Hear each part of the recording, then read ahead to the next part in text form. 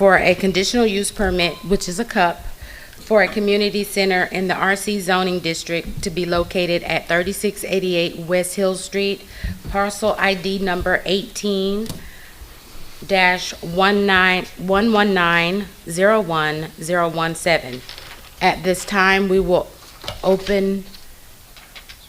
First the pro comments and then the opposed. Okay.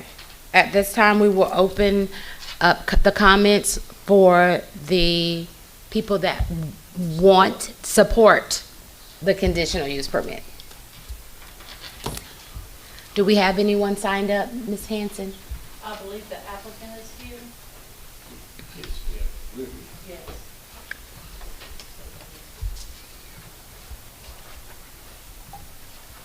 This is a public hearing, but everyone will be allowed 3 minutes to speak, and there is no combining of time for any particular member of that group.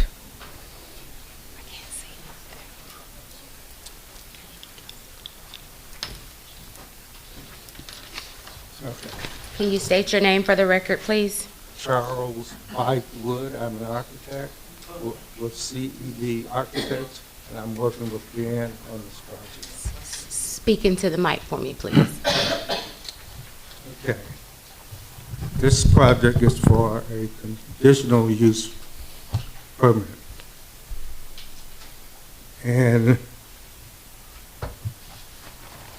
I actually wanted to see if I could get it projected on the screen, but There it is. okay.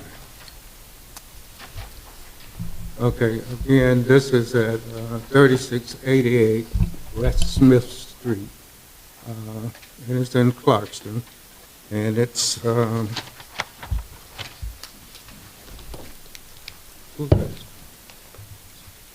we go to the next? Okay. This is the site. I'm having it.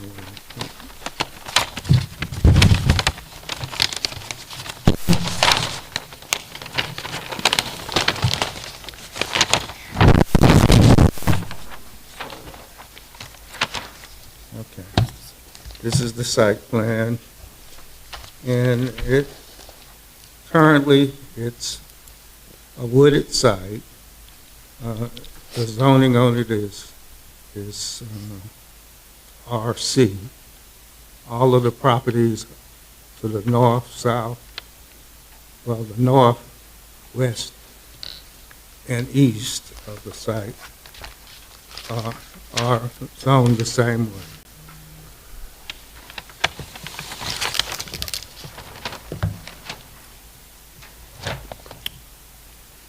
Okay. If you look at the next sheet, this shows the property. It shows the building that we're proposing on the site, and it has approximately 200 seats. And on the site, we have parking for 51 cars, with the possibility of expanding that. And as it shows West Smith Street at the bottom, we come in from East Ponce de Leon, and there's a deceleration lane, and we come in, and all the parking. This project is designed to place the building in the most remote area from the neighborhood. So the building is located next to property that we currently own, which is, if you're looking at the property running along Ponce de Leon, we currently own those two buildings and this property. So what we're doing is coming in off of West Smith Street, parking in our building is approximately 4,500 square feet.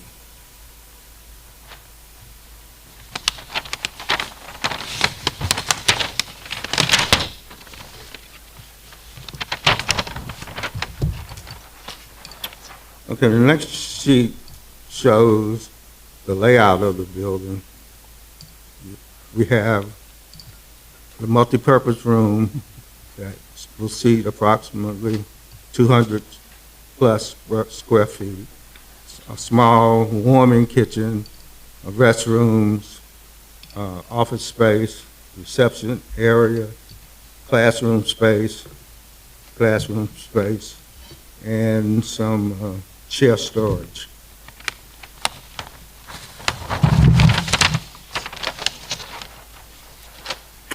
The next sheet shows what happened That's a mistake.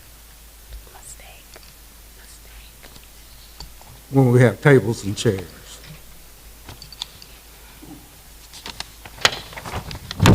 The building will be designed to, if you flip back, well, on this sheet, the spaces around the multipurpose area, the building height will be shorter than the spaces in the multipurpose room. And that's done to kind of hide or be a step down from the residential portion of the building going up to the larger space. So it would almost bring it down to a residential height. There'll be planting all around the site.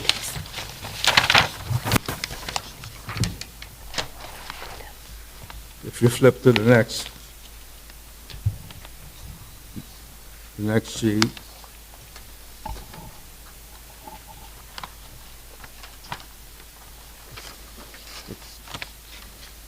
The next sheet shows the shorter building in front that sort of hides the larger, tall building. And this building will pretty much be designed of pretty residential-looking kinds of materials.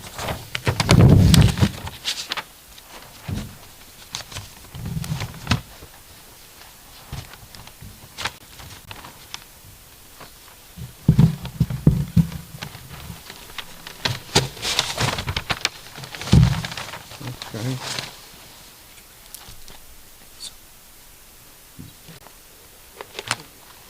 Thank you very much. My name is Ben. Sorry about the inconvenience. And we took time in order to present the design. But it is, just to say a few words about this project is not going to harm the community. I think it's going to give the community a good environment because it's going to be used as a community to handle some events. It will not bring too much traffic to the community. And even if it is used as an event hall or a community center, it can be used, like it is used not in office hours, not in active hours. It will be like in the weekends and, in the afternoons. And I think it is a good plan, a good project for the community. And even if it says, a hall or something, but it is good for the community, we believe, and you can, decide your decision. I know there are opposition from the community. We know that. It is their right to oppose, but it is, our shot at it. I guess it is. We thought it is a good plan for the community. Okay. Thank you.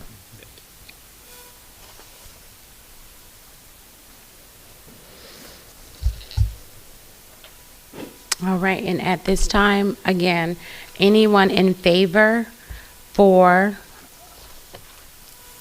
this conditional use permit, you have time to come up to the podium and speak. Is there anyone online that would like to support the conditional use permit at 3688 West Smith Street? Online, James? All right. At this time, I will ask that anyone that would like to come up to speak against the conditional use permit for 3688 West Smith Street. At this time, you can come up and speak. Just be mindful that the total time allowed, it should be 20 minutes. I thought we did longer than that, Stephen. I think it's up to the presiding officer Okay. within a range of Okay, 20 minutes, no longer than an hour and 30, depending on how many speakers we have.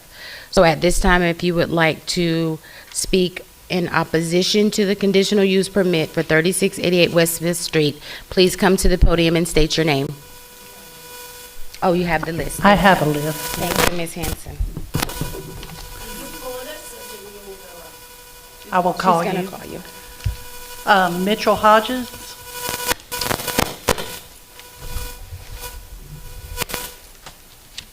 Hey, everyone.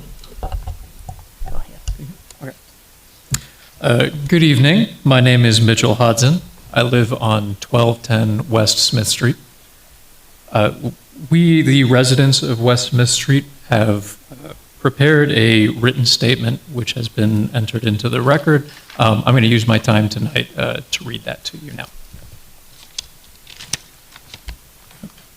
We, the undersigned residents of West Smith Street, are neighbors with standing and respectfully submit the following comments regarding the proposed conditional use permit for 3688 West Smith Street. While we are not opposed to development or community-oriented projects in general, we do have concerns about whether this specific site can support the scale and intensity of the proposed use, given the site's environmental and infrastructural constraints. The proposed event space can only be accessed via West Smith Street. West Smith Street is a narrow, residential, dead-end street with a single point of ingress and egress at its intersection with East Ponce de Leon Avenue. This section of Ponce is a two-lane road with no turn lanes or signals, requiring turning vehicles to stop within the travel lane. There are also multiple bus stops within a short distance from the entrance to West Smith Street. Features at this intersection, such as bushes and road inclination, can make it difficult to exit West Smith Street, even under normal conditions. The proposal includes a 204-seat assembly space, and due to the nature of event spaces, arrivals and departures can be expected to occur in concentrated periods at the beginning and end of events. We believe this will create a significant traffic issue at the intersection of West Smith Street and Ponce as event goers attempt to arrive or leave at the same time. Extended traffic blockages at this intersection will result in a considerable disruption to the residents of the street. It will be difficult to leave. It will be difficult to come home. This may also impact the ability for emergency services to access the street. We are also concerned about the possible environmental impact of the proposed event space, particularly relating to watershed. There is an active water channel which runs through the property, through two neighboring properties, and finally empties into Friendship Forest Wildlife Sanctuary. It follows that not only would any environmental impact affect the area around the street, it would also directly impact Friendship Forest. The water channel in question also appears to meet the criteria for a buffered stream per the Georgia Erosion and Sedimentation Act. That is, it is a water channel that exits the property, still has flowing water 48 hours after a rain event, and there is a presence of rested vegetation. Additionally, it connects to a waterway which has already been classified as a buffered stream. But we hope these concerns are taken into consideration when determining whether this site is feasible for the proposed use. Thank you for your time. Submitted by the residents of West Smith Street, Linda Whitty Turner, Mitchell Hodson, Mariana Aguiar Hodson, Martha Gray, Hillary Cheeseman, and Jackie Spivey. Thanks, y'all. Thank you.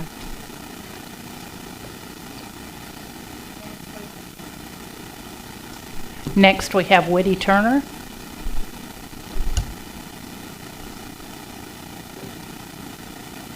Hello, good evening. My name is Whitty Turner, and I am a neighbor in Standing. I live at 3664 Smith Street, which is directly next to the proposed event venue. I'd like to speak briefly on the environmental considerations. Mr. Hodson already said a lot of this, but I just want to reiterate a couple of points. There is a water channel that runs through this property and then runs through my property, then through Mr. Hodson's, and then it connects to a buffered stream that then flows into Friendship Forest Wildlife Sanctuary, which suggests that this is part of a connected system. Based on what we've all observed, this channel appears to meet the characteristics of a buffered stream, especially that point about water at least 48 hours after rain. I mention this again because I noted in the staff report that it stated there is no evidence of a stream being located on this parcel, and that the city engineer and the applicant's surveyor identified this as a drainage ditch that only holds water during rain events. I submitted a short video for the record showing flowing water in this channel yesterday, 20 days since Clarkston has had any significant rainfall. Not 48 hours, but 20 days later.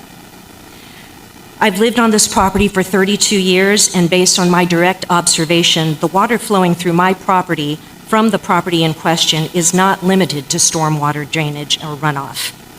I understand that detailed environmental review may happen later in the process, but because these kinds of constraints may affect the buildable area of the site and the feasibility of the current plan, I believe they matter now as council considers whether this use fits this location.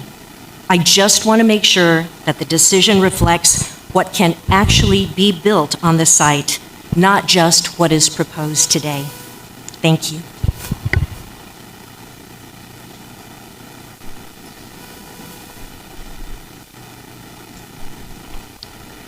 Next, we have Hillary Cheeseman.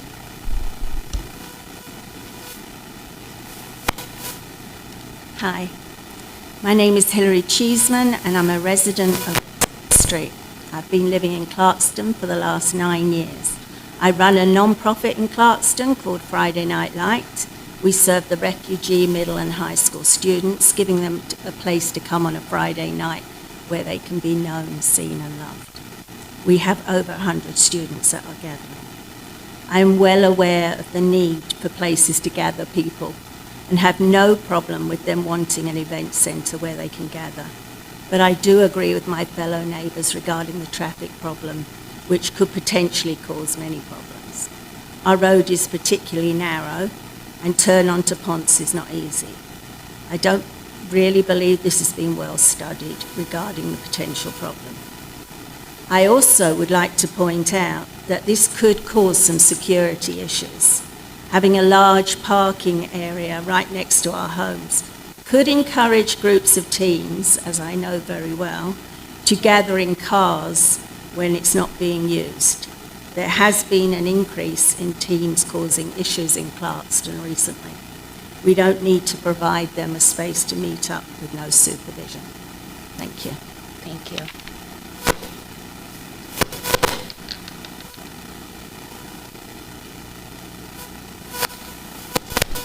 And last, we have Susan Hood. Hello, everyone. Susan Hood, I live on Claddale Drive. This item before you tonight is a perfect example, a textbook example of why there is a need for a conditional use permit for this kind of use in this district, because it has to meet certain criteria. I believe it does not meet the criteria, particularly in relation to the traffic impact on the neighborhood. This street basically serves as sort of a short dead-end driveway to the houses on that street. It is not cul-de-saced at the end. It's, I'm sorry, it's, as somebody has already mentioned, the access to Ponce is difficult. I also want to mention that although it's being referred to as a community center, it is more likely to be an event venue, because the applicant has said that they intend to rent it out. So that will increase the impact of the parking. I know that they are proposing a deceleration lane to get vehicles into their parking lot. But in fact, it has 3 different entrances, 2 of which are much closer to Ponce de Leon. And so there's nothing that says people coming to this site are going to get in the decel lane. They're just going to try to get in and out in the quickest way possible. The scale and intensity of this use is just too great for this site. There will be a tremendous negative effect on the neighborhood. Again, that is a reason I believe it doesn't meet the criteria that is required for a conditional use permit. There's going to be noise in the parking lot. I think we all are familiar with places where people get out and then they're getting ready to go home. There's lots of noise in the parking lot. There's a possibility of outdoor events at this event venue that would increase the noise level with music, etc. All in all, it just is too intense a use on an undersized street. Thank you.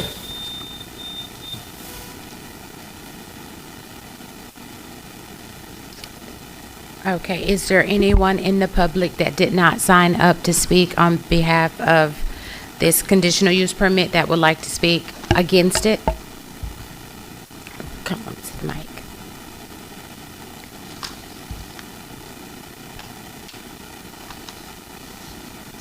My name is Michelle Masurgeon, City of Clarkston. I would like to say I don't agree with having a community center built on this little short residential street. I agree that what actually should be built on this site versus what's being requested should be more single-family homes, because that's what we need, and that would be in the theme of what this street actually is. Granted, the front part of East Ponce has businesses, but they're very close to East Ponce, but this large rear lot behind those commercial buildings would be better used as residential housing. From an economic standpoint, I think that would also be beneficial to the city. As an event revenue, I'd be curious the number of events planned in order for this this business to make a profit. So I do have concerns also about the financial viability of this proposal. So again, I don't agree that this would fit in. Thank you. Thank you. Is there anyone else that would like to speak at this time? At this time, we will close the public hearing on this item, which is the conditional use permit at 3688 West Smith Street. And we will move on. Do we have any presentations? Nope. You're coming, Larry. So with that being said, we're going to move on to public comments. Any member of the public may address questions and comments to the City Council referencing only agenda items after the mayor and council have had the opportunity to discuss the item. Each attendee will be allowed 3 minutes for comments. So at this time, do we have anybody signed up for public comments?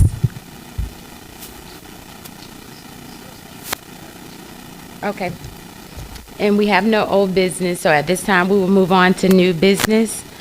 We will move to 7A to discuss the consideration of Sidney Jacks to the Downtown Development Authority for a term that expires on December 31st, 2026. I will turn this over to the city manager. I would defer to Economic Development Director, Thank you. Planning and Economic Development Director, Richard Edwards. All right, thank you, City Manager and City Council. On this one, this is to consider Sydney Jakes to the Downtown Development Authority for a term that expires on December 31st, 2026. And this would be to fill the vacated term of Nebiu, who recently came off the board. Ms. Jakes is an attorney here in Clarkston, and based on her resume, she's been an attorney here in Clarkston for 5 years. And based on discussions with Mr. Kyle Williams, the DDA attorney, we do feel she is qualified and meets all the minimum requirements to be on the DDA. And with that, I'll turn it over to you for any questions from staff. And I do believe Ms. Jakes is here. All right, thank you. Ms. Jakes, would you like to say anything at this time? Is she here? Oh, she's on the line? Can you see if she would like to say anything? Good evening. Are you guys able to hear me? Yes. Good evening, Mayor and council members. I'm here to answer any questions that you may have about my application. I'm just happy to be here. Thank you. Does council have any questions? Any discussion? A few questions. All right, Councilman Perkins. Thank you, Vice Mayor. So, Ms. Jake, can you tell me a little bit about just how your experience has prepared you for, obviously the DDA is primarily focused on economic development, right? So I'm just interested in how you see your background, just as an attorney and just other experiences that you had helping us make better decisions in that regard for the downtown. Sure.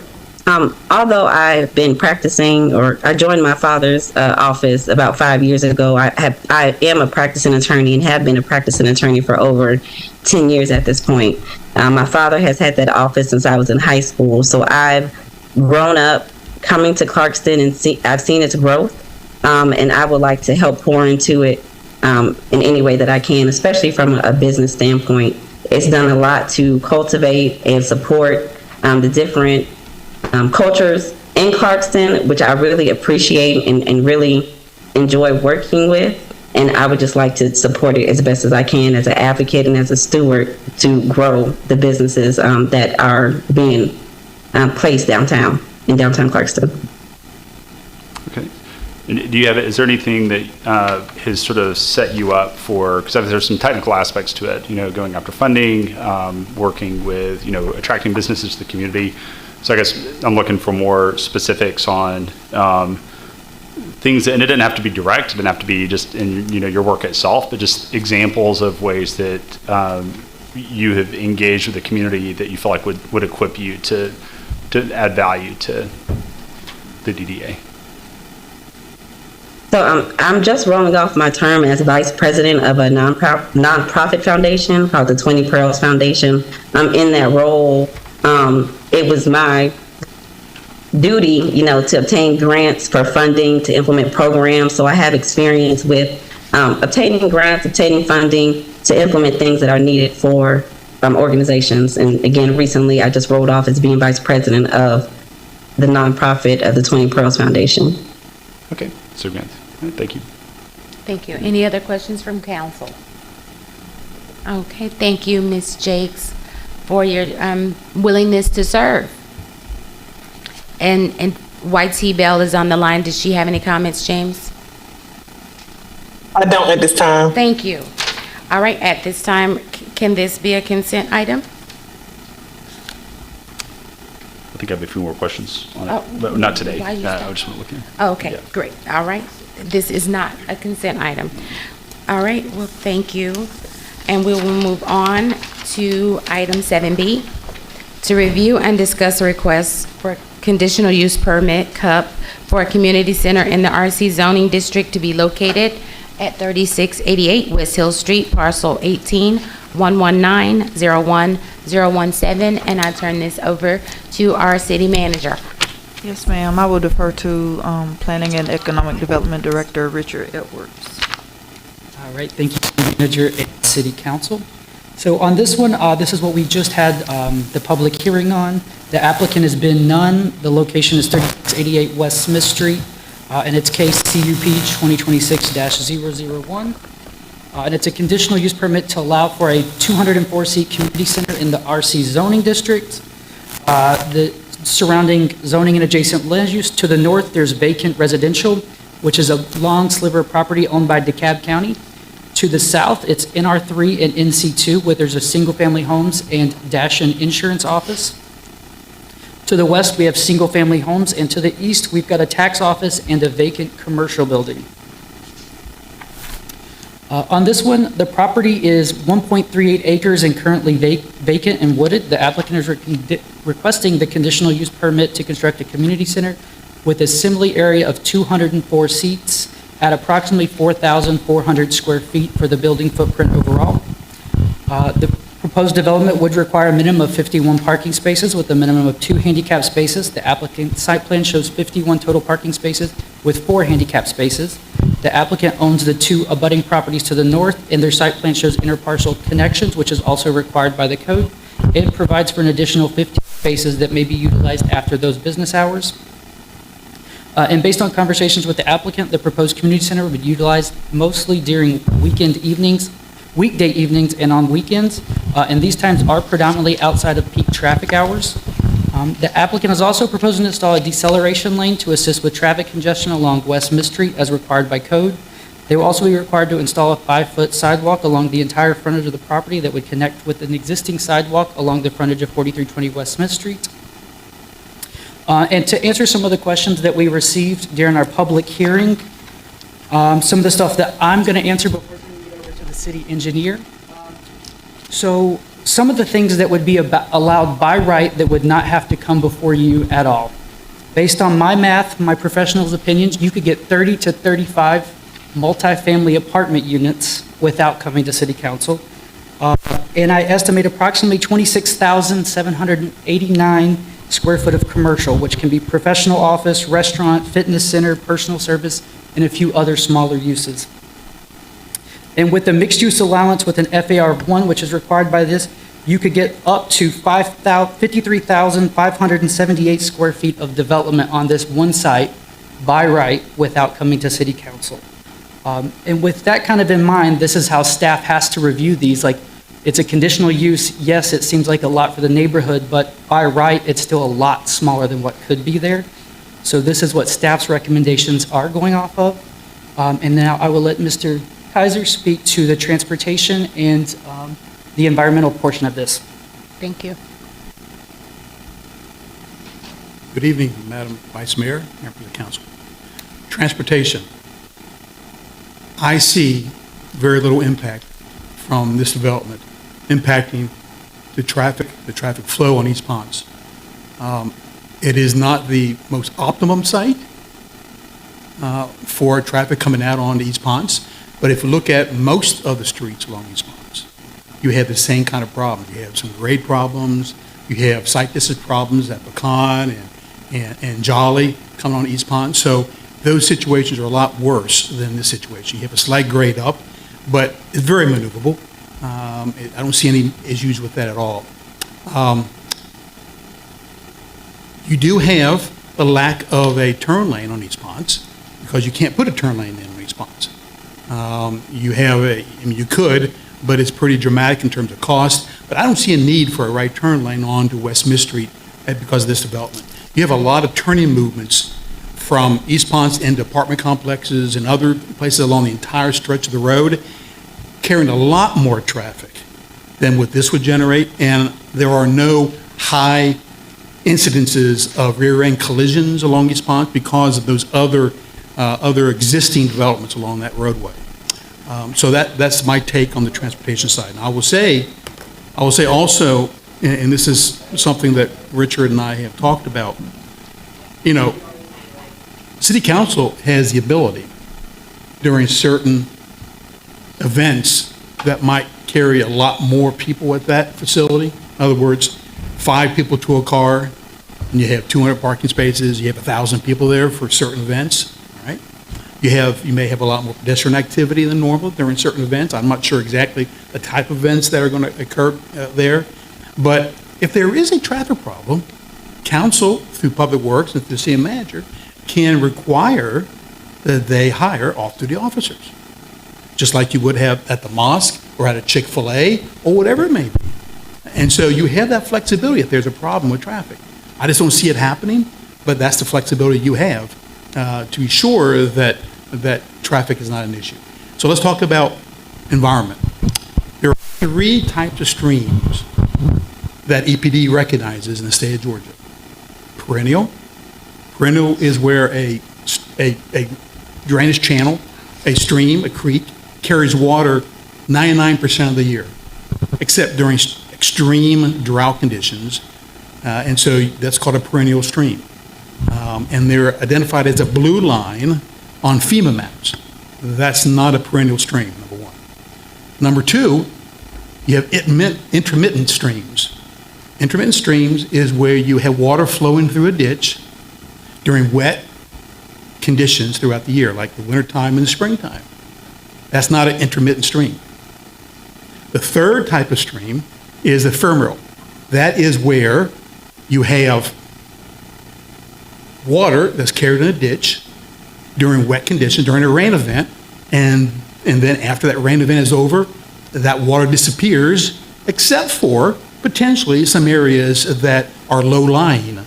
So you have 3 or 4 locations that we identified during a recent site visit, as well as a couple months ago when I walked the site. And so those low-lying conditions in that drainage channel does hold water during certain periods of time.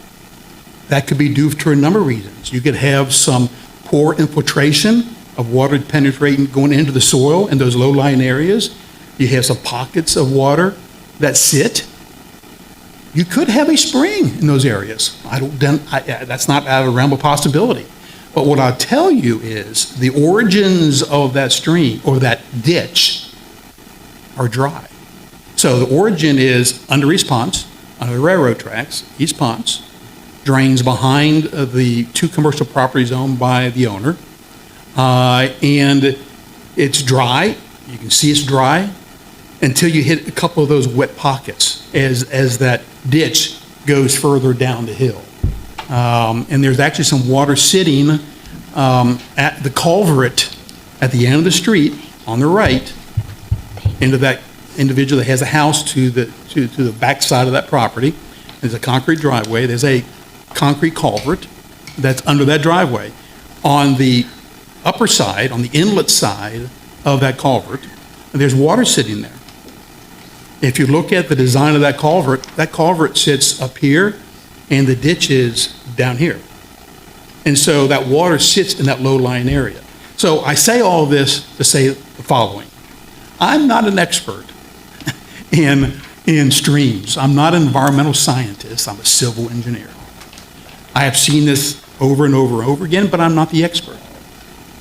During the plan reviews phase of any development, if there's any question at all about whether you have one of those 3 types of drainage channels on your property, I will require that the developer owner hire an environmental scientist and prepare a report. And we will review the report. Richard and I will review the report. And so there is a backstop position with this, and that is we will require that. That's the presentation. Okay. At this time, I'm going to turn the meeting over to the mayor. Thank you, Vice Mayor. Sorry about the delay. And City Attorney, you had a comment? Yes, I just wanted to add on to what Mr. Kaiser said at the end of his remarks. The issue of the stream, if it's a stream and what kind, is not something that the council should consider in connection with the conditional use permit application, which is a zoning application. You should look at the criteria for conditional use in terms of whether or not the proposed use would have a negative impact on the surrounding properties. And like Mr. Kaiser said, the question of stream buffer, if it's required, how big, all that, that's an issue at the development phase. And so that's just a separate thing for later. All right, thank you. And Mr. Edwards? Yeah, and to conclude that, with this application, Staff is recommending approval of the conditional use permit for a community center at 3688 West Smith Street with the following conditions. 1, the development shall be substantially similar to the site plan dated October 23rd, 2025. 2, the architectural elevation shall be substantially similar to the plan dated October 23rd, 2025. 3, the community center shall be limited to 204 seats. 4, a 6-foot wooden fence shall be installed along the property lines abutting 3664 West Smith Street and 4324 East Ponce de Leon Avenue to prevent light spillage from vehicles onto residential properties.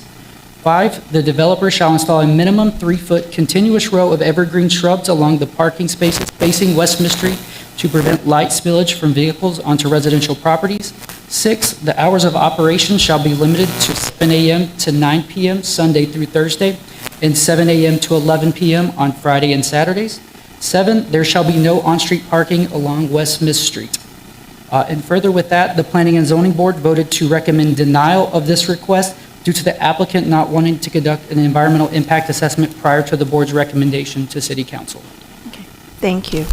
And Vice Mayor, you had a question. You mentioned that Planning and Zoning denied the application for an environmental study, but did they have any feedback on the actual structure and how it would impact the community? Yeah, so the motion made was because of the environmental impact assessment, but the discussion around was that they did think it was a little too intensive a use for that residential street. Further, they'd expressed concerns about a potential stream, and the parking and the transportation were also other issues that were brought up by the Planning and Zoning Commission and the people who spoke at that meeting. Thank you. Council, do you have any other comments at this time? Yes, Councilman Moore. I agree with the community, and I was going to recommend they don't rush out to do an environmental study at this point, because there are a lot of issues with this property. Can you turn your mic on, please, Councilman? Is your mic on? Hello? Okay. Hello? There Okay. you go. Thank you, Councilwoman D. Sorry about that. Yeah, it presents a safety issue for traffic. I don't think there's enough parking spaces for their proposed, even though it may fit our criteria for parking. I can just imagine they're going to have overflow parking at certain events due to their popularity. There's issues of commercial building in a residential neighborhood and light pollution. A lot of these buildings that we've had recently have had extremely bright lights for, I guess, crime purposes. And so that's an issue for the environment of the community there. I'm always in favor of grease traps, even though it is just a warming kitchen. I know they're down at the bottom of the lowlands where the sewer line runs. It's going to cause backups in our park if there is a large number of participants at these events that do pour grease down their sink. I think handicap spaces takes away from the overall parking spaces, because if they're not being used, nobody's going to park there anyway. So I think that's a detriment, since they have a couple of extra ones here. And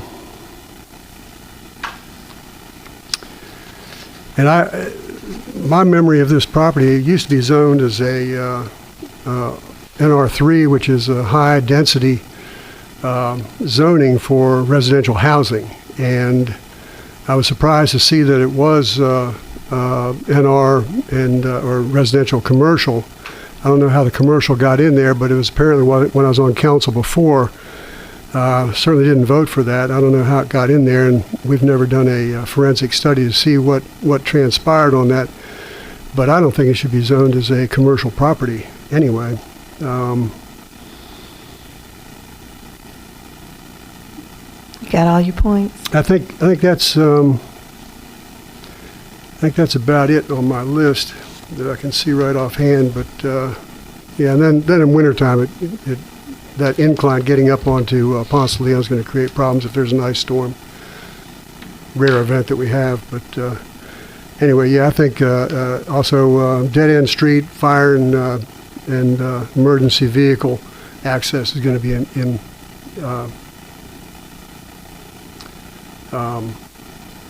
impacted, as one of the members of the community had stated. Okay, thank you. Any other comments from the council? Councilman Perkins? Testing. All right. So I think looking at the purpose and intent of the RC zoning district is to allow for converted residential structures with commercial uses to coexist with residential uses. And Mr. Edwards, I think your point is well taken. There's a lot of other things that are allowed by right in that area, but I think constructing something like this might not quite fit with the overall purpose of RC. I think, you know, I try to look at situations like this and try to not take a hard stance one way or another, try to think through like pros and cons of it. And so I think a pro of something like a community center is we've talked a lot about our youth having access to safe places for programming, things like that. And so this is a little more walkable for especially the Brockett Road corridor than say getting all the way to the Clarkston Community Center or other options. And so I think that's one of the tensions I hold, especially meeting with some of our educators and administrators of the local schools, you know, concerns that they have raised for places like that. I think if we were to consider granting this conditional use, so these are a couple questions for Mr. Quinn. Would we be able to add a specific requirement around the number of officers present for events? Is that something, can we get into that level of detail? Say, hey, you have to have an officer for each of these choke points? Yes, as long as what's being required is reasonable and in response to a potential problem created by the proposed use. Okay. And so that would be, if we did move forward with this, my recommendation would be at the very least, we require them to have an officer at the entry and exit point directing traffic on Smith Street so that we can make sure that residents don't get boxed in coming home or leaving. I think that would be reasonable, as well as an officer on East Ponce. They may say that's too much and opt out, but I would say at bare minimum that might be a solution we could look at. The second question I have for you is, and I can't remember, I feel like there's a recent state law that might limit us on this, but can we add the requirement that they have security cameras on site integrated with our city's FUSIS system? So we could, I think one of the residents that commented raised a concern about it being just unoccupied during the week and being a large parking lot, folks congregating there without any supervision. And so I think if that's legal, that might be another thing we could consider if we decided to move forward, if we felt this would mitigate the concerns. The recent law prohibiting local requirements for cameras was limited to businesses with gasoline pumps. So, I mean, of course, whenever you are requiring a camera, it needs to be in a public place. So it sounds like you're talking about the parking lot. Yeah, I would say they're public areas there. Yeah, I mean, that sounds pretty reasonable to me, especially since the applicant could either choose to accept that or not in connection with the, I think they should be, if that's how it's going to, if that's what the council views as a good outcome, that should be basically offered to the applicant. Would you stipulate to this? Okay. And then, if I may, Yes, one go more ahead. brief statement too. I think, my other concern with this is, we're taking a considerable amount of real estate and limiting it to a particular set of uses that don't necessarily generate business tax revenue for the city, which is something that we've talked about in terms of economic development. It's something that we've raised as a concern in a number of meetings, looking at our tax digest and the breakdown between residential and commercial things. And so looking at the other potential options that are allowed in residential commercial, I'm wondering too if there might be a better way of using, that acre, especially connected to the two properties that front East Ponce. That's not necessarily a question, so can't tell if you're looking at me like, how do we look for the question there? But just to let you know, you're off the hook. That's more of an observation. So I don't have anything at this time, or further at this time, Madam Mayor. Yes, Vice Mayor. And I just want you guys to keep in mind that I've lived this event center in my neighborhood. And Mr. Kaiser, I don't have a 2-lane street. We complained It caused issues with the police, the noise. I'm for the event center. The location, there's not a condition that we could put on an event center in a predominantly residential area that I could support because I've lived it. And it wasn't always bad, but it wasn't always good. And if I have to spend my Saturdays and Sundays calling the city police, that's not good. Taking pictures, sending them to code, not good. So I don't think that the residents have already said that they didn't want it. We're making provisions for somebody's living conditions, and they clearly did not want it. So I am totally against the location of this event center, and I do not approve of the condition use permit. Not me. Okay. Thank you for your feedback. Any other comments from the council? And Mr. Councilman Moore. I would point out that the architect is very conscientious about his building, and it is a very nice design. I think he did a good job on that. It's just the wrong place. Okay. All right. With that, we will open this to the public for any additional comments at this time. Hearing none, we'll look for this vote next council meeting. We'll move to item C, which is, is Councilwoman Bell online? Councilwoman Bell, did you have any comments? No comments, Mayor Burke. Okay, thank you. We'll move on to C, which is to present and discuss SS4A Safety Action Planning Project. City Manager? Yes, ma'am, I'll defer to City Engineer Larry Kaiser. I heard I had the entire evening to address this, so that's good. And you heard something wrong. So, start the clock. How much time did you give him? 0 minutes. Oh my God, this topic and the next one are really, really important in terms of council decision on things, because it's going to set the tone for the amount of grants we ask for going forward. And so some tough decisions tonight on how to proceed with these. So we're going to start with the SS4A first. 3 things I'm going to talk about tonight. The first topic is going to be the cross-section. Cross-section means what the North Indian Creek corridor and the Montreal Road corridor should look like 8 years from now, 10 years from now. I know that's way out there, but it's going to be here more sooner than you think. So that's the first conversation tonight. So, we're getting in the nitty-gritty. The first 9-10 months of the project was community engagement. It was the outreach, and we're still doing that. But now we're getting into some detail. So that's the first piece, the cross-section. Right here, I'm going to talk about shortly. The next piece is going to be what we call hotspots. Hotspots are that same corridor, North Indian Creek corridor, Montreal Road corridor from 78, City of Tucker, city limits, to Memorial Drive. So the corridor is the entire 3.5-mile length of roadway. Of course, we'll talk about DeKalb County and dealing with them and coordinating with them, partnering with them as this project moves forward over the next 4, 5, 6 years. I know that we're going to have a conversation with the CEO and staff, Commissioner Terry, and Commissioner Johnson, here hopefully in the next couple of days, next couple of weeks, to talk about these plans that we're going to be speaking about tonight.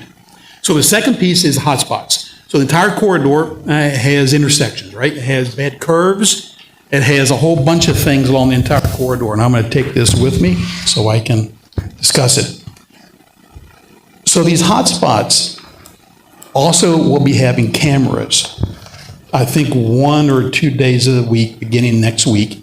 And those cameras are going to give us volume data. It's going to give us how pedestrians are acting, how cars are acting at various locations along the corridor.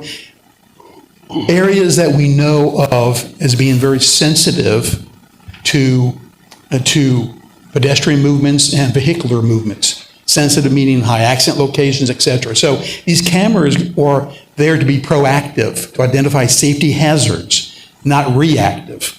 It's going to give us a lot of data when those cameras are out there 24 hours a day. So that's the second piece. The third piece is what I call countermeasures. Countermeasures are 40 locations in the entire city where the steering committee has helped us identify where there are smaller scale projects that we can implement over the next couple years as a result of this grant. So let's talk about the cross section first. So we have three cross sections. Alternative A or 1, and that is, and it's important that you see these numbers because we're talking about $38 million to $47 million, chump change, right? Not a lot of money. So first section, the first alternative is something that looks at a 14-foot wide pedestrian trail on one side of the road, street lights, trees, and then you have one lane of traffic. You have a grass landscape median, another lane of traffic going the other direction, and then a 5-foot sidewalk. All of that can be done within most of the existing right-of-way, not all, but most of the city right-of-way or county right-of-way. It has a lot of advantages, and the biggest thing here is that there are no separate bike lanes because the North Indian Creek corridor, Montreal Road corridor, is not defined as a bike route by the county or the city. And so we're saying to ourselves, at least internally, does it make sense to dedicate a 5-foot or 10-foot wide cycle track, which we're going to talk about in alternative B? Does that really make sense along that corridor? So that's just a thought process. Alternative 2 looks at the 12-foot wide multi-use trail, just like the other alternative, but also cycle track. All right, you have bidirectional bicyclists, 10-foot wide on both directions. You have a small separator between a small median, like this, concrete median, that separates the bikers from one lane of traffic. Then you have a grass median with trees, another single lane, then a 5-foot sidewalk on the other side of the road. That's alternative B. Alternative C looks at a wide pedestrian and bike use on a multi-use trail, pedestrian lights, trees, single lane trees, another single lane, and another 10-foot wide sidewalk. 3 alternatives in the steering committee looked at this and they thought that alternative 1 or option A would be most probably the most ideal. So on April 18th, we are going to present 2 of those at the event, not all 3, 2 of them. And so does the city council need to make a decision now? No, not really. But you need to let us know which of those alternatives, 2 out of those 3, we should present at that April 18th spring event. And so the dollar amounts are quite extensive. And as we talked about at the retreat, the money that we have set aside for the North Indian Creek corridor was set there for the purpose of doing something to that corridor without us having knowledge that we're going to get this grant. So that's part 1. Part 2 is the hotspots. So I'm going to go through them very quickly with you. On the DeKalb County side, here's the QT at the corner down here. Here's a one-way actually a 2-way North Indian Creek roadway. There's a Wachovia Bank, whatever that is on the corner. That really bad bend in the road. We've talked to the DeKalb County staff about it. They were all part of our committee. And so the recommendation would be to put a median through here in that bend and provide interparcel access on this piece of property here. And we're making some driveways right in, right out on this corner of that bend. Then you move over to Indian Creek Elementary School. And as you know, the signal is being put in by DeKalb County Public Works Department. But you'll see that there are medians, grass medians throughout this roadway as well, with turn lanes at intersections. So what we're doing is we're taking away that center turn lane, right, that chicken lane, and we are basically converting that to a medians at certain locations or one-lane traffic or turn lanes along the entire corridor. And so that's another hotspot location. Another hotspot is DeBell. DeBell, as you know, DeBell is offset. One side is on one side of the road, the other side of the road. It's offset by about 20, 30 feet.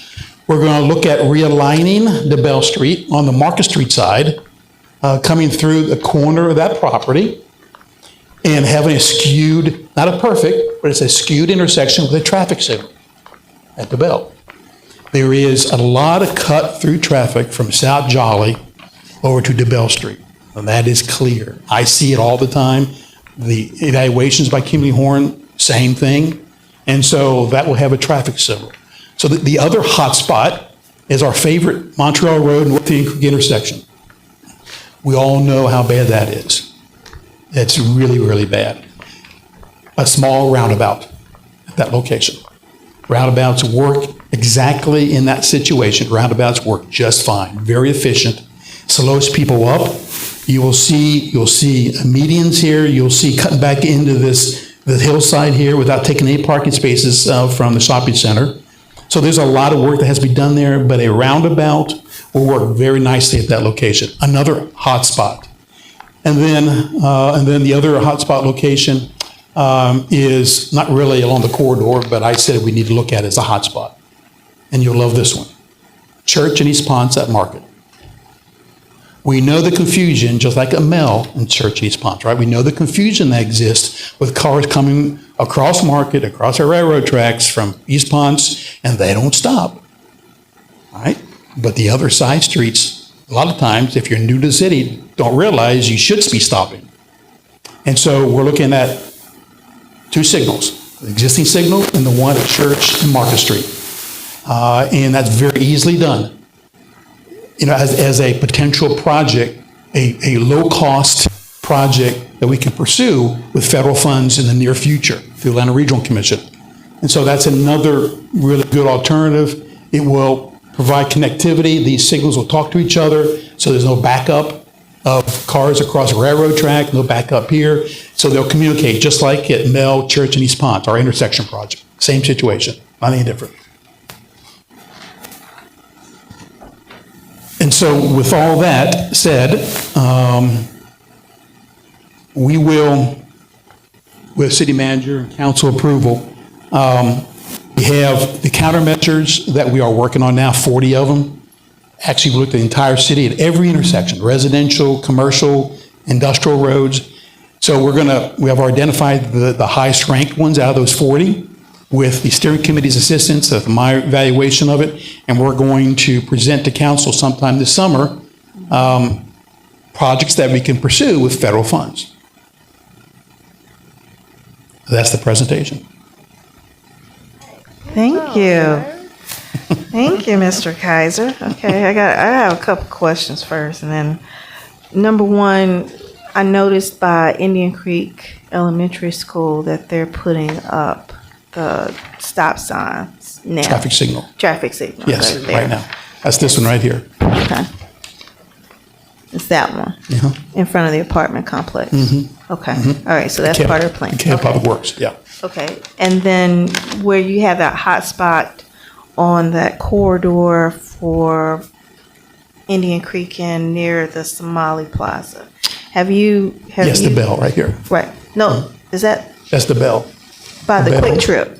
Yeah, way down here. Yes. Yeah. Yes. Have you had conversations with those businesses there to let them know? Mm-mm. Okay. Because this is purely concept. Okay.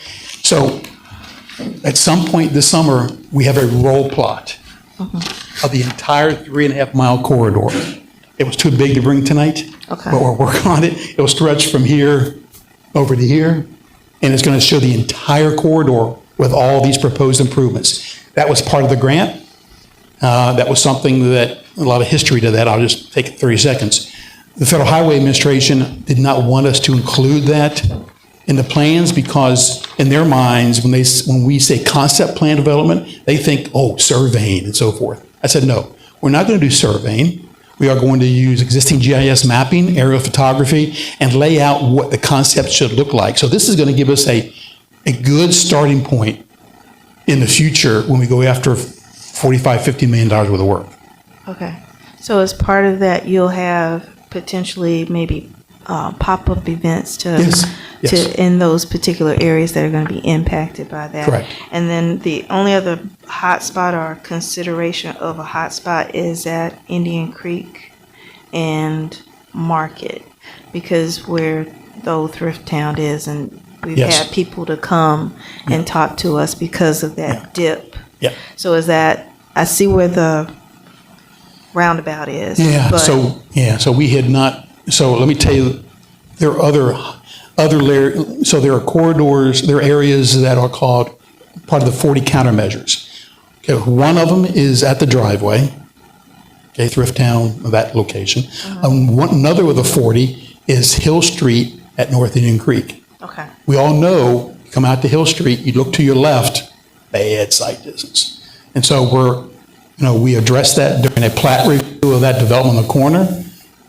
We made sure that the developer, if he ever develops that site, cuts that hill back for us. And if we get there before him, that's one of the 40 countermeasures. So we're looking at that. Okay, thank you. Council, did you have any comments? Yes, Vice Mayor. What is you're looking at the three, which one would you pick, Larry?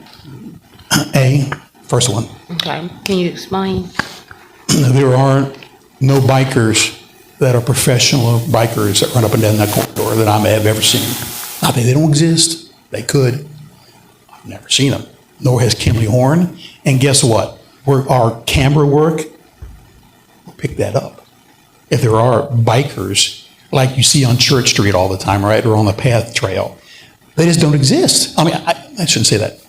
They could exist, but bikers either like a cycle track, like Georgia Tech has, okay, or they like to ride on the road. They don't want to ride on multi-use trails. And so if there are bikers, professional bikers, on that corridor, they're going to be running on the roadway. So why spend that money for additional 10 foot of pavement for a cycle track when it just doesn't seem to be realistic from a funding standpoint?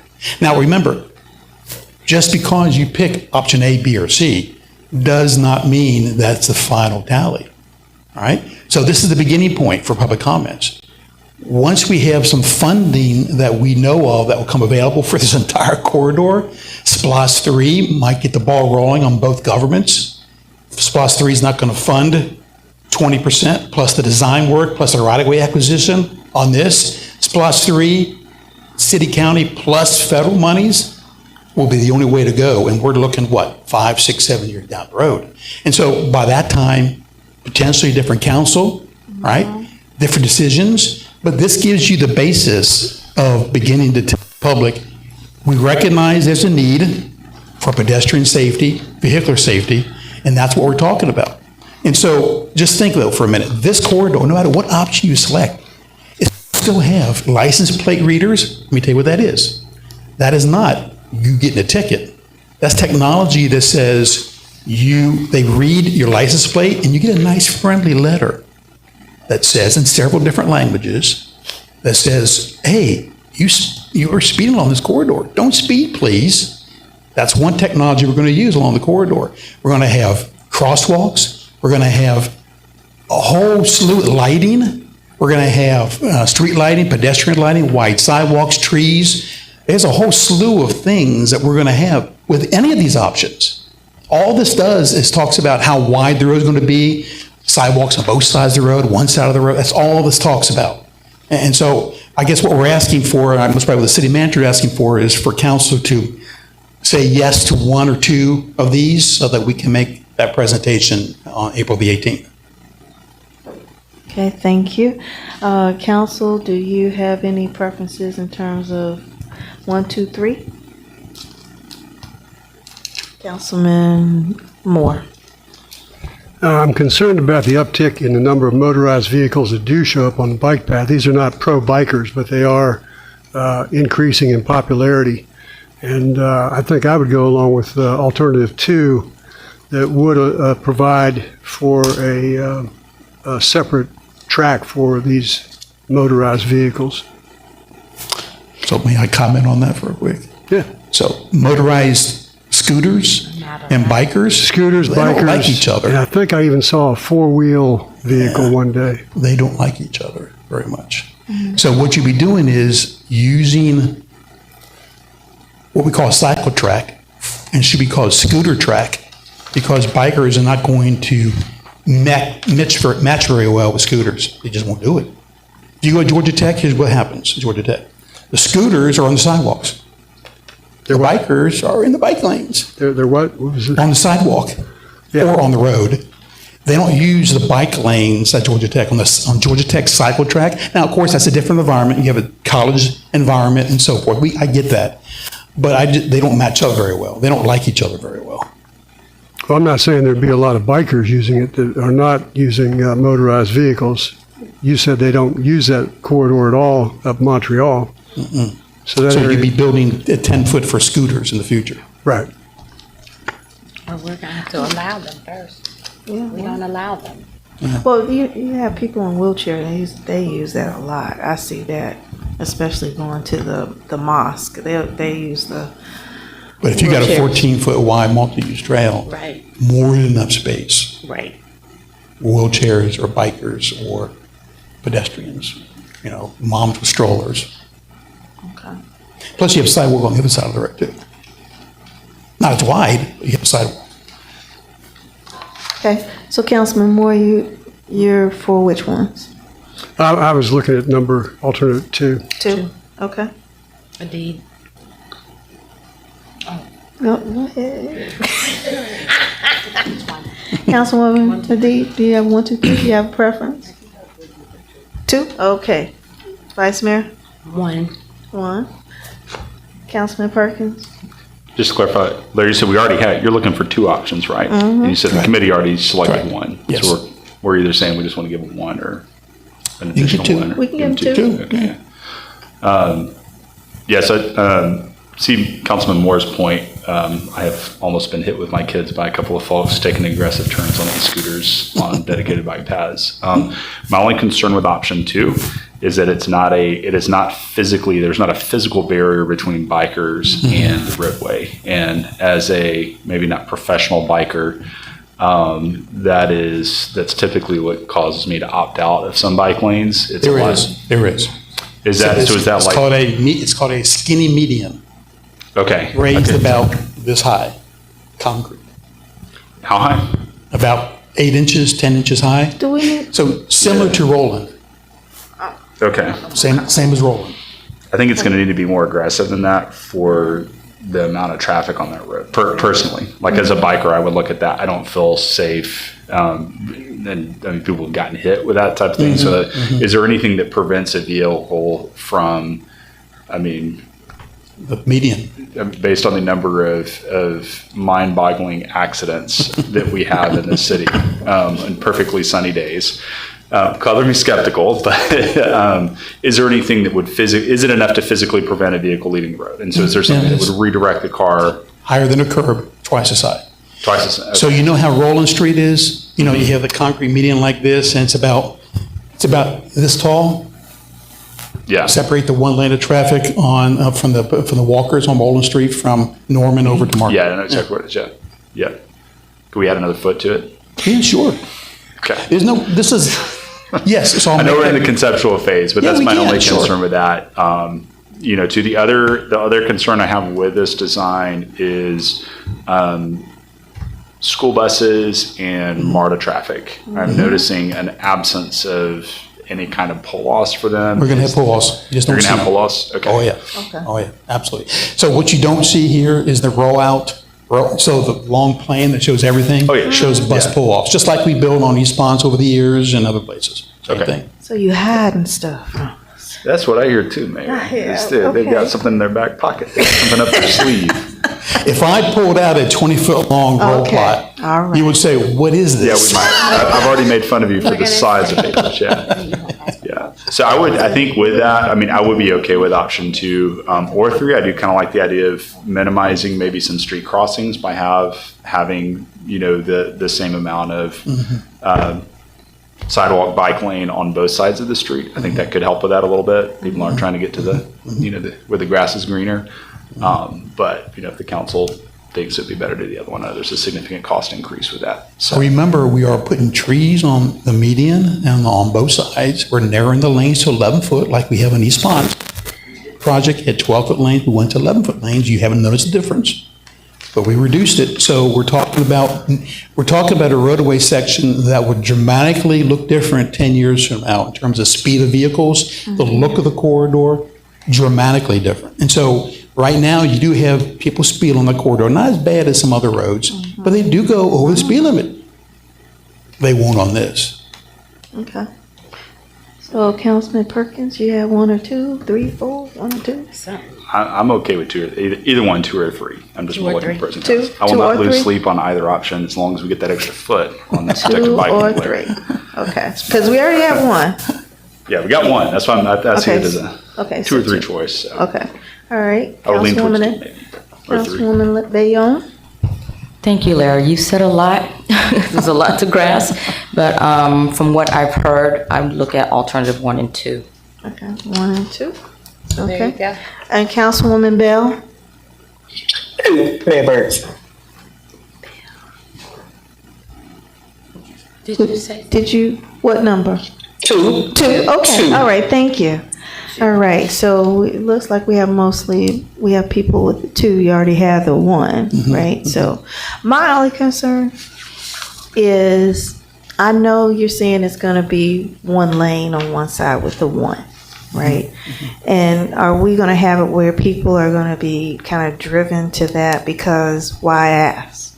I think about that intersection at Indian Creek Church and Ponce, and how allegedly people are supposed to walk on this side of the sidewalk, but I see them walking on the curb, walking in the street. So my concern is, while conceptually it sounds great in terms of people following it, the actual implementation of it is my concern. North Indian Creek at East Ponce Church, right? Well, I didn't go through that detail yet. It does not matter which option you select. The sidewalk is going behind the piers. And that's why it's a $30 to $50 million project. Okay. So we're going behind the piers at a concrete embankment, right? Imagine this, concrete embankment starts here, goes all the way down, right, to the roadway. You got a pier sitting right here. So what we do is we come over, cut that embankment in half, build a wall, and allow the people to walk behind the pier on both sides of the street. Where That's the how you do railroad it. is? Yeah, where the railroad is, absolutely. I'm talking about where the railroad is. And Yeah, I'm just railroad. giving it as an example of where we're saying, okay, we're going to have people on this side of the street. But a lot of our communities, like, I don't care if it's, I got to walk all the way around the shortest distance. Distance is straight ahead. So they will walk on a little skinny curb, right? Or whatever. And so I'm just bringing that point up because, again, it's in theory, it's great. Actual action in terms of implementation, that's what my concern is. And then we're doing something based on what you're saying, the demographics will change because you're talking 10 years, but we're doing this for something that's going to be 50 years down the road in terms of the actual what we are putting in place. So we got to make sure we even think about that because who and where on those streets will be different. Here's what we've been doing as part of the community engagement. We're asking the questions every single engagement meeting we have. Where are you crossing on the corridor? Where is it convenient for you to cross? And at those locations, we are going to put in pedestrian safety crossings, whether it's a hawk signal, like we have at Roland and North Indian Creek, all right, or whether it is rectangular rapid flashing beacons, doesn't matter. We're going to have crosswalks that are protected. We're not going to have crosswalks willy-nilly along the corridor. Every crosswalk is going to have some protective measure, every single one. So yeah, your point's well taken, but you can only plan so much, right? I know. All right. Any other comments from the council? None? Okay, yes, go ahead. Just to the mayor's point, what are they telling you that their preference is on the Mill Avenue intersection? Well, the first question people have told me, so the steering committee all said, why has the city not fixed that yet? Of course, they don't know that's a SPLOST project, right? They don't know that we're moving on with it. They don't know we've already done concept plans a year and a half ago. So I remind them it's not a top 40 project, it's an existing project. And so they're pleased to hear that. The next question is, when are we going to do it? Of course, we had that conversation during the retreat, right? So those are the comments we have received. Yeah. And being a little facetious with that, I think, to the mayor's point, there are people crossing, the reason there's a pedestrian safety, issue there is there are people crossing in the middle between that divider and there's absolutely no adherence to it. So I think that's where my back and forth a little bit between the cost of option 2 and maybe the practicality of option 3 lies, is that you basically both sides are equal. You don't have any desire to move to one side or the other. You don't have people trying to ride electric scooters down the smaller side of the bike. But I think it does come down to that. I've got great ideas if people, I'd run into the same problem with my kids. It's like if they would just do the thing that I would plan, we wouldn't have spaghetti all over our carpet. But, so far they don't listen to me, so. Sorry about that one. So, thank you, Mr. Kaiser, for your drawings and the explanation from the public. Do we have any comments? Yes, public, come on up. Come, you know the process. State your name and give her the mic. Michelle Masurgeon, Clarkston. I just had one question on the very nice presentation. On the DeBeale Street, when you put the light in, is that going to be kind of timed with the light where church and, so they'll all be, right, because it's a nightmare. So when you do a project of this magnitude, the signals speak to each other along the entire corridor. Now they don't speak to each other. From Memorial Drive all the way through. And so that's called interconnectivity. It's ITE is what it's called, and it's all going to be dealt with this project. Okay, so they'll kind of know the traffic flow. It's the whole idea. Okay. Yeah. And then is there,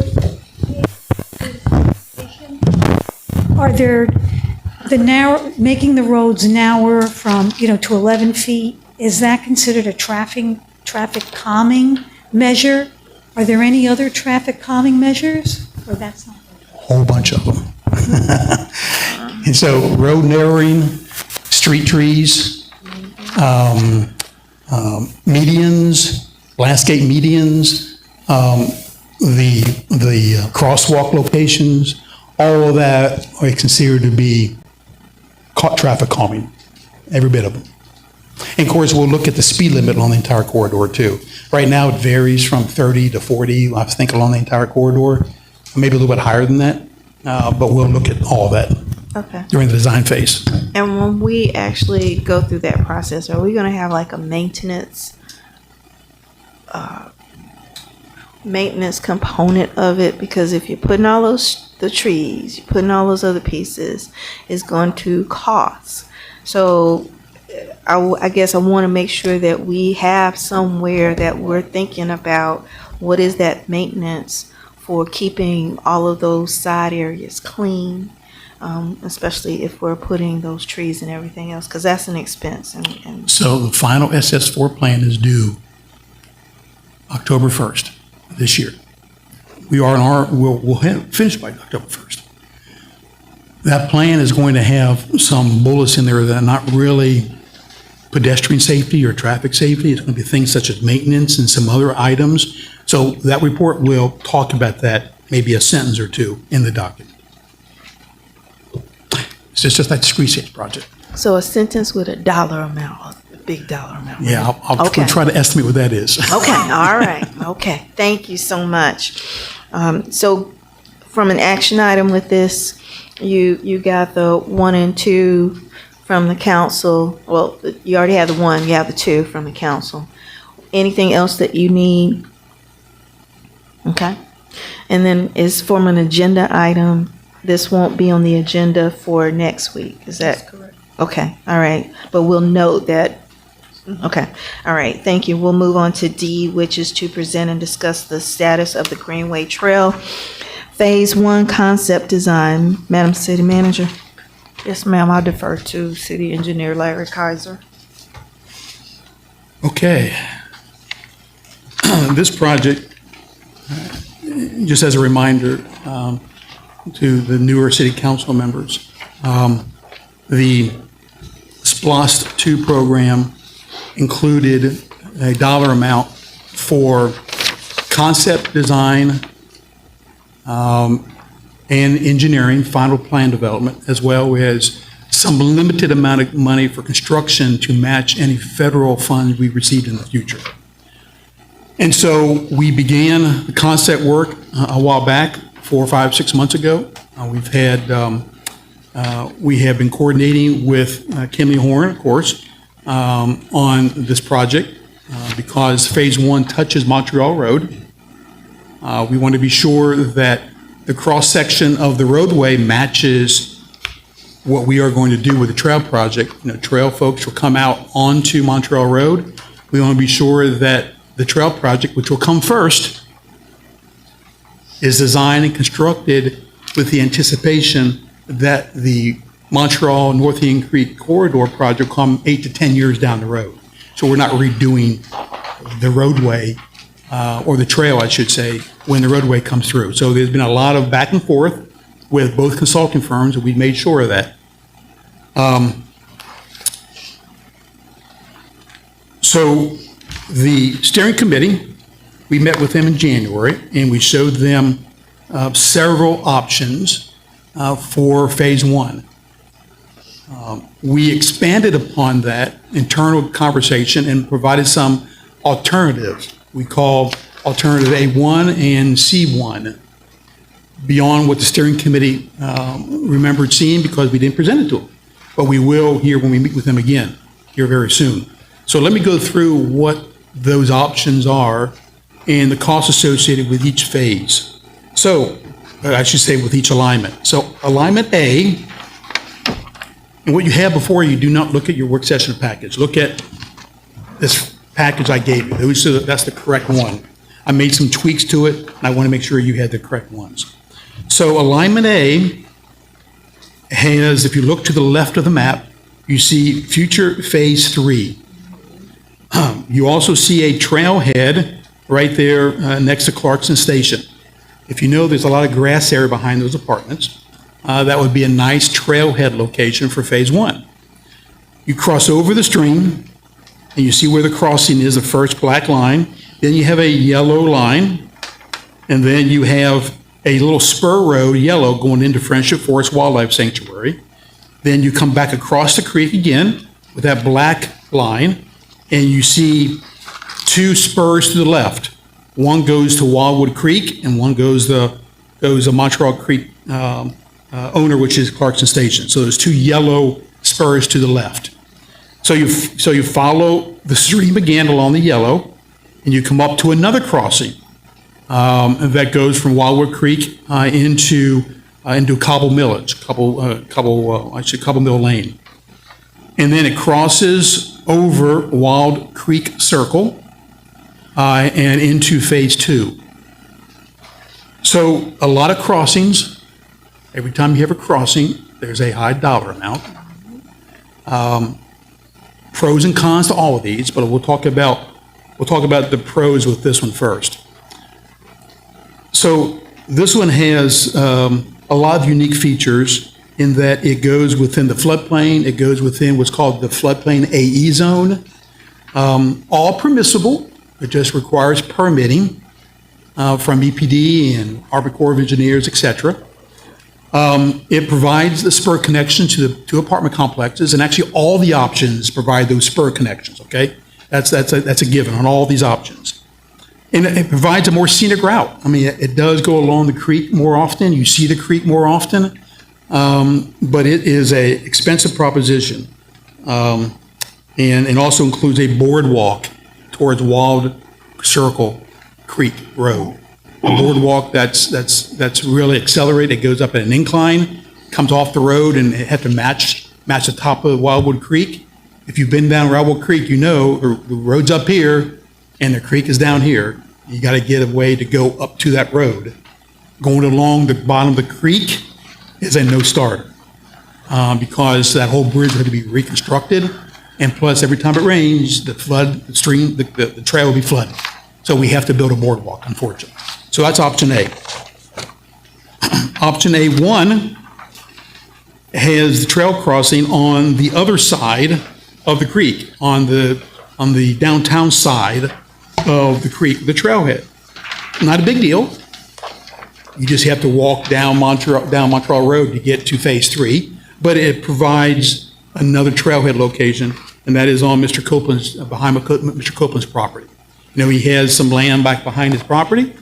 He is actually on our steering committee, and so that's what we're looking at.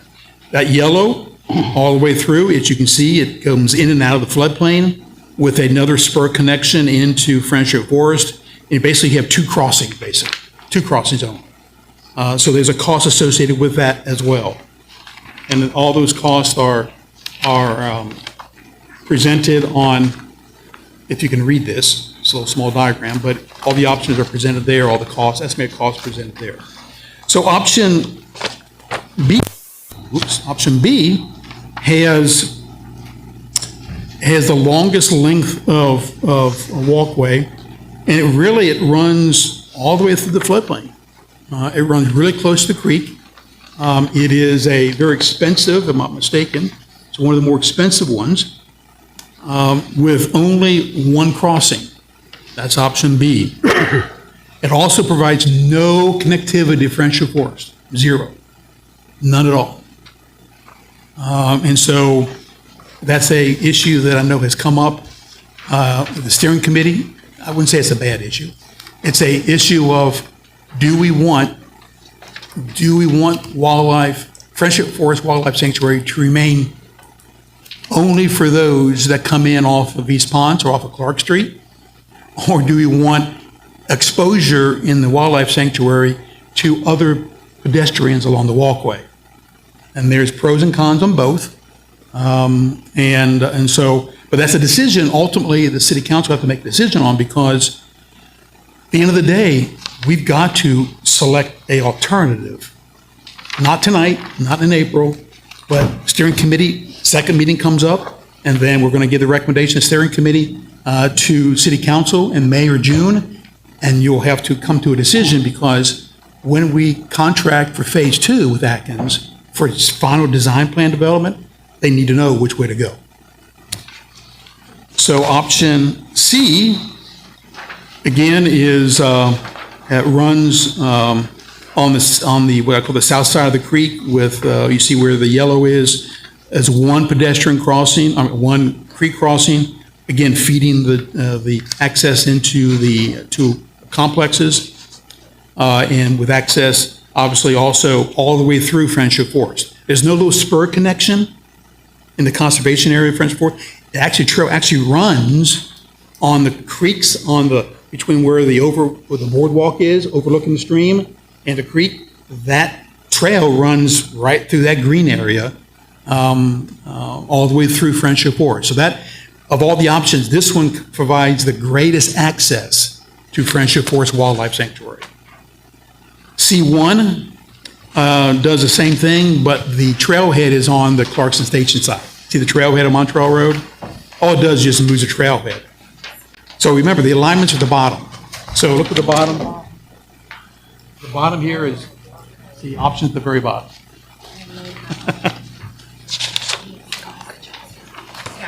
All right, so with all that said, I have also provided for what Phase 2 would look like going forward. Can I pause for a second? I want to make sure everybody's on the same page, because I know this is a lot.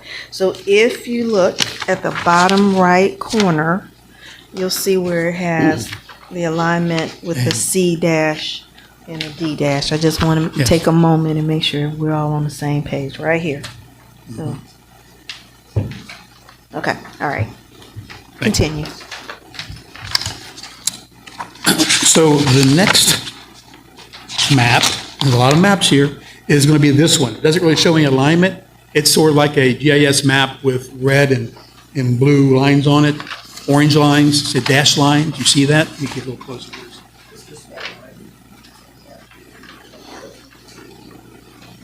So I wanted to present that also to council because that's phase 2. Phase 2 and phase 1 are all part of our Greenway project. We talked about that when we got the Land Regional Commission grant to look at trails throughout the entire city. Phase 1 and phase 2 are all part of that trail. Nothing changes. Nothing changes. We're following the plan. So phase 2 connects up with Wildwood Court at the roadway, follows the creek, and once you get to the creek goes this way. There's 2 parts of it. There is the main creek that goes under 78, and there's a little tributary, a perennial stream to the right that goes all the way to Brockett. So you see that red dashed line? That is a access through, under, over 78. And those are the conversations that the mayor and city manager will be having with City of Tucker very soon on their partnership to do something for connectivity into their trail system over to John Homestead Park. We had an opportunity, as the city manager knows, at South Fork Conservancy, and I and friends of the Trucker Trail, we walked that about 3 weeks ago. And South Fork Conservancy, Dan Chapman, who's on the steering committee, and I were brave enough to walk through that box culvert under 78, right, city manager? Send you some pictures. Some rats running through there and so forth. But I had my waders on, so we were good. But we walked on the other side, and I would tell you that that connection is not doable in the existing condition with 2 6-foot by 8-foot culverts, too small for trails, not high enough. But it's doable for other things. And I'm not going to go into those details now, but there's other opportunities for us to get from one end of 78 to the other. And the city of Tucker is very aware of it. Actually, they mentioned it during their city council meeting last week. We had Kara Schroeder and Virginia Reese, both council members, both spoke about the coordination with the city of Clarkston on their trail. They said it in the public setting. So they know that we're going to be having that conversation. And so that's the purpose of that diagram. And this last one is all the green. The reason I gave that to you is just to have a blow up of what a trailhead might look like, just so that you see a blown up version of it. And there's a lot of pretty pictures. I'm not going to bring them all out of what all the amenities will look like. But remember, phase 1 is the pilot project. Phase 1 allows us to do as much as we can, as also described in the Greenway study. It talks about kiosks, it talks about community gardens, it talks about lighting, it talks about spur routes to connect off the trail to look at the streams. We talk about invasive species removal. Talk about all of that, and that's what we're doing under phase 1. And it's right around the corner. And so all 3 options, we have a shortfall in funding. We talked about that. We're going to pursue Land Regional Commission funding in the fall, up to $3 million. And we get that dollar amount, then we're going to be good to go on any of these options. But all I ask, Ms. Mayor, members of council, is take a look at these alignments, please, because I'm going to be coming back to you in May, June timeframe for a final selection. That's it. All right, thank you. Any questions from the council? Other than what is your definition of the height of the boardwalk? Because you know. We're going to have rails on both sides. So the roadway is about 15 foot higher than the stream.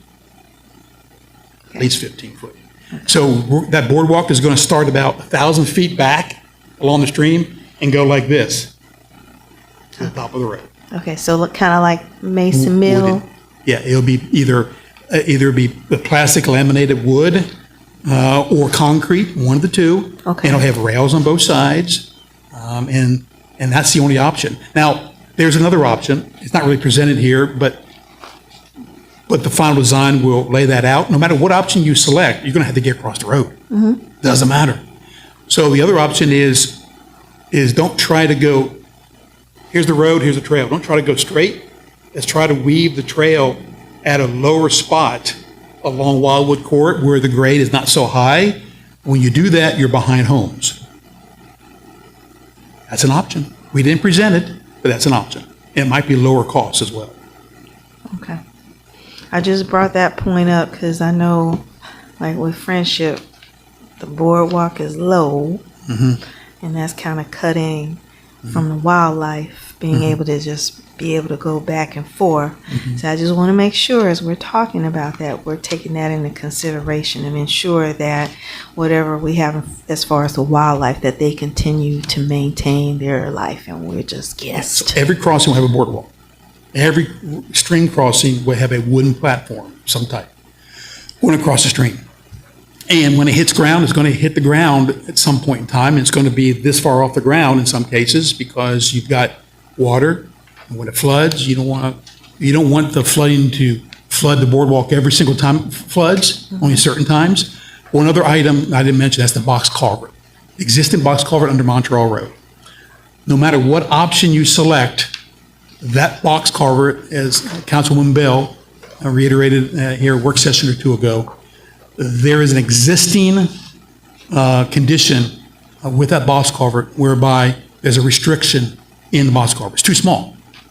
Our project doesn't really cause any additional problems with that.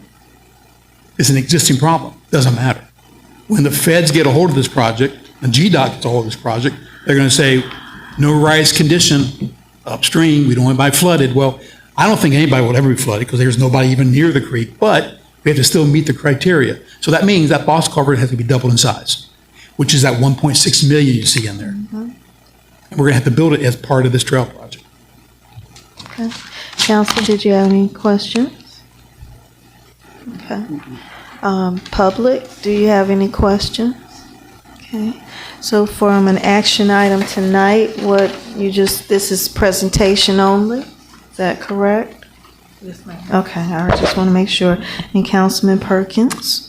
Thank you, Madam Mayor. So I just had a question for our city manager, because the funding source part of the packet got cut off on the PDF that I have. You know, we've talked about using SPLOST funding and additional sources for our city hall that we have upcoming. How do these two things, you know, we're talking about millions of dollars. Let's start thinking about what other projects do we have on the docket coming up. So my question is, how do these two things relate? Is this feasible? Do you have any concerns with, as we start looking at the obligations that we're setting up for ourselves? The only concern I have really is that, The only concern that I have is one that was presented during the retreat. Mr. Kaiser has done a good job of, I guess, projecting out what sources of funding may be available at what particular times for these particular projects. But I believe that we do need to bring forward all of our plans and put them into one document that considers resources for them all. And then we need to do some prioritization across those projects collectively. Yeah. And so I think to that point, as we move forward with this, at what point are we at sort of a go, no go in terms of obligating funding? And I'm aware that we've received, the $2 million from Senator Ossoff, from my memory serves me well. So at what point have we already tipped the ball? Yeah. So this project can go on the shelf at any time.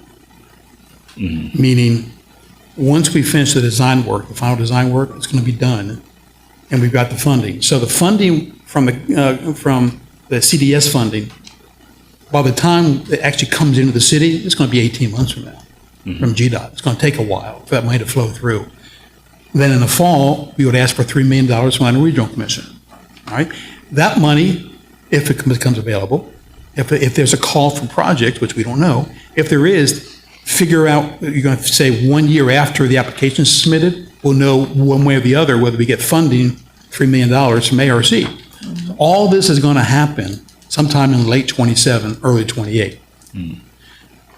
Design plans will be done, provided we get some reallocation of the SPOS monies like we talked about. Design plans will be done, and they'll sit there with a permit.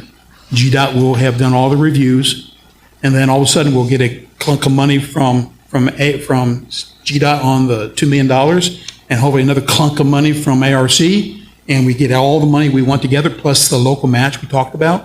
We'll be ready to go in construction in '28. So the no-go decision no-go, has to come by the fall of this year, because we're going to be well into the design work by then.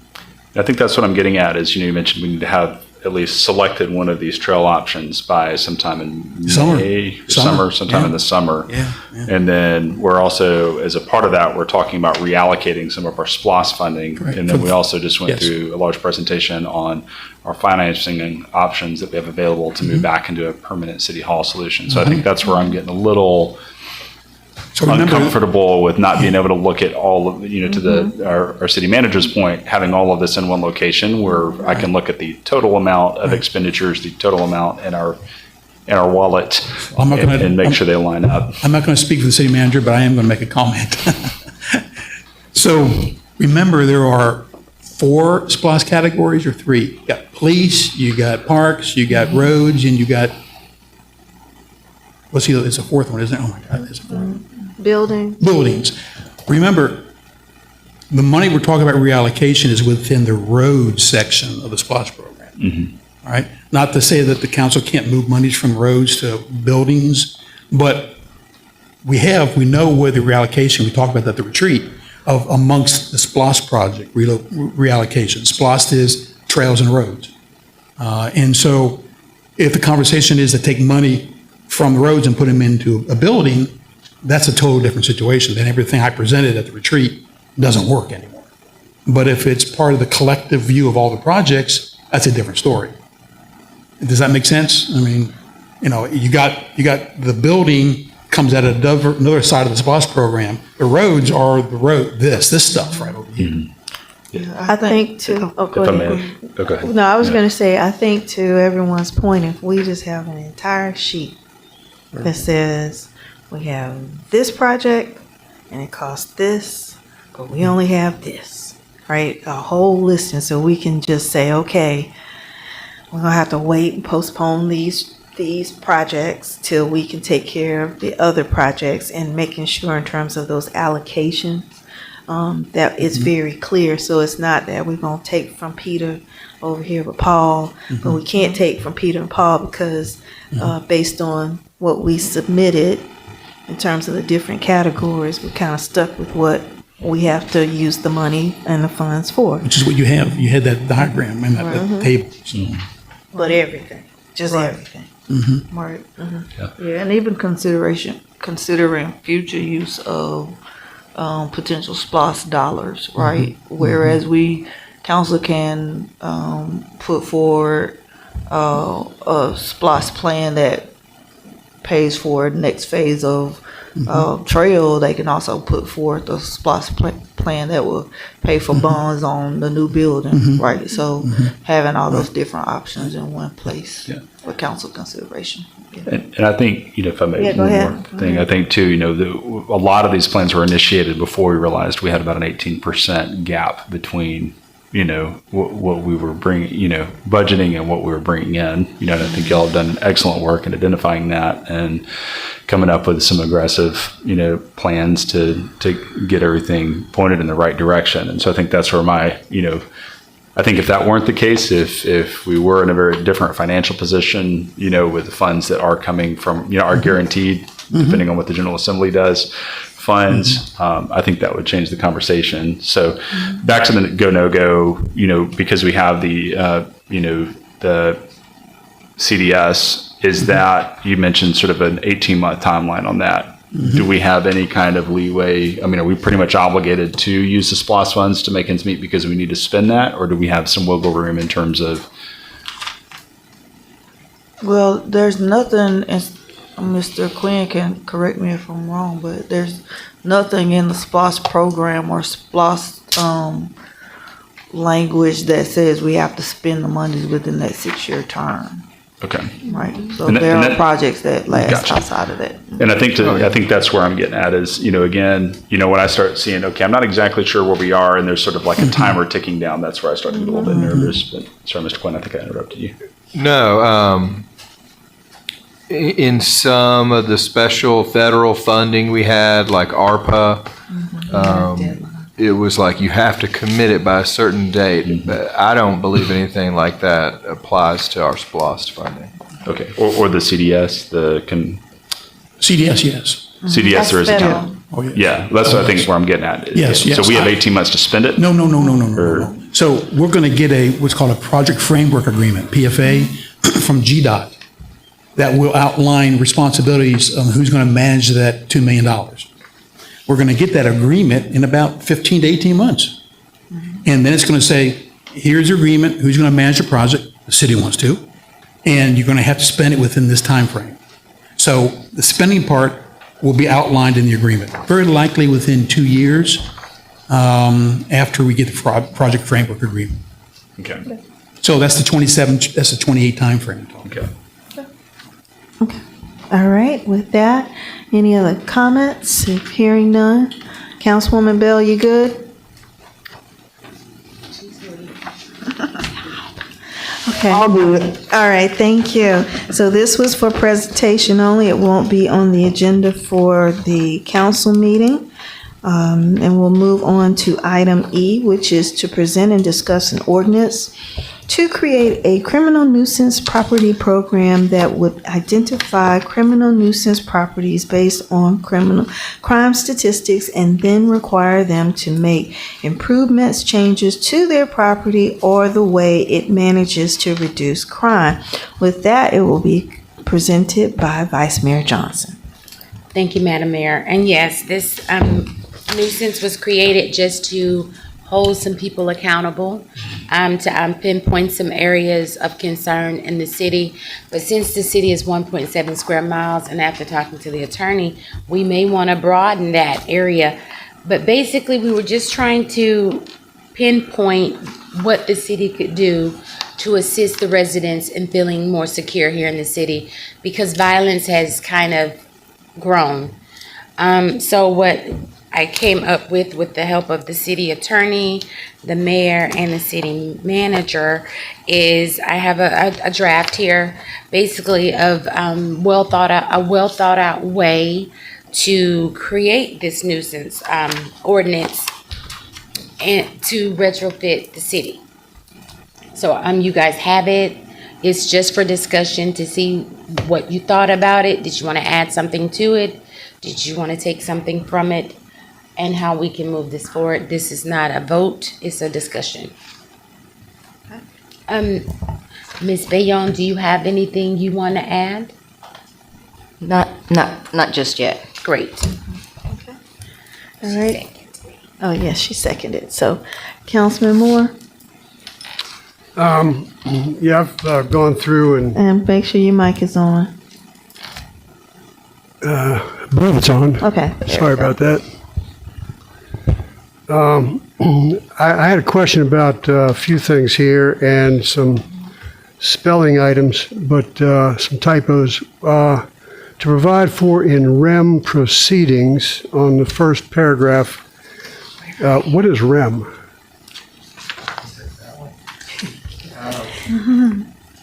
In rem is a legal term, I believe a Latin term, and it means against the property. So rather than bringing an action against the owner of the property or the manager of the property directly, it's against the property itself, which is, first of all, it's consistent with the nature of what we're talking about here, that the property is a nuisance. Now, that may be because of the failures of the owner or manager, but it's what we're trying to fix is the property, not put anyone in jail. Right. And then secondly, it provides a convenient approach for the city because in rem action generally allows you as a city to avoid personal service that would be required for a regular lawsuit or certainly for a criminal action against a person. So if, we have every intention of providing them notice, and that's provided for in here by going there and giving it to whoever's in charge and by mailing it to the address they've given us. But they can't, an advantage of the in-rem is that they can't hide from the personal service and then thereby delay the city's action. Okay, yeah, there are a couple other that you would probably be able to address, like Rule NIS. Rule NISI, N-I-S-I. Is that an I? Okay, yeah, okay, NISI. So Rule NISI is an order that directs interested parties to appear in court on a certain date or else miss their opportunity, basically. It's basically a notice of a hearing. But it is signed by the judge. And so it has the effect of when the owner and manager are given notice, they're also given notice that this is when the judge is going to hold the hearing. Okay, and the next one would be Section 5-509 liens. The city attorney may cause a lis pendens to be filed. Yes, you're finding these legal terms, Mr. Moore. Lis pendens. These are stumbling blocks for my brain. I understand, and well, I'm glad you're bringing these up because there's no reason that anyone who's not a lawyer or a Latin scholar would know these. I don't know, honestly, exactly what the term lis pendens means, but it essentially means this is pending. And what it means in everyday terms is when there's a lawsuit that impacts a piece of property, lis pendens can be filed in the county property records. And the purpose of that is because on the back end of this, if the owner / manager don't do the things that the court orders them to do, if the court does, then the city can do it. And if the city does that, the city can put a lien on the property. So what the lis pendens, but that only happens at the end. So first you got a period of time until the court hearing occurs, then you got a period of time for the judge to decide, then you got an opportunity for the property owner or manager to do it. Then if they don't, then it takes a little while for the city to do it. And so you may have a gap of 6 months between when the lis pendens is filed, which gives notice, and then ultimately the lien is filed at the end. So the purpose is to be fair to a person or entity that's considering purchasing the property, that they will know that this is in play. Right, okay. Now for some typos, in that first paragraph, the next to the last line says remediations. I think that should be remediations. Sounds right. Okay. Which number section are you on? This is Page the 89. first paragraph, Okay. So- next to the last line. So how many do you have, Ms. Councilman Moore? I just, because because we can address the typos, in an email and make sure by the next council meeting, we have all those addressed. But I want to make sure in terms of, like you said, the Latin pieces that needed to be addressed, and if you have content concerns, that we address those tonight. But we definitely appreciate you going through this with a fine-tooth comb. And we can take those, if you don't mind, to email. I just wanted to comment on one more for comic relief. Okay, what's the Article 9, criminal nuisance properties. I think that's supposed to be Section 5-501. Okay, all right. Well, we got that, and we appreciate you. Any other comments from the council? And to Vice Mayor's point, this is one of but I do have some many. other points for content. Okay, I'm gonna finish my thing and then make sure. Okay, go ahead, sorry. So this is one of many opportunities for us to present this information. It's not going to be voted upon next week. It is for discussion because of the depth of what it does in terms of properties. We need to make sure that we also give notice and let the actual properties know that this is in play as well. Is that correct, Vice Mayor? That is correct. Okay. And City Manager? I just have a couple of questions for the City Attorney.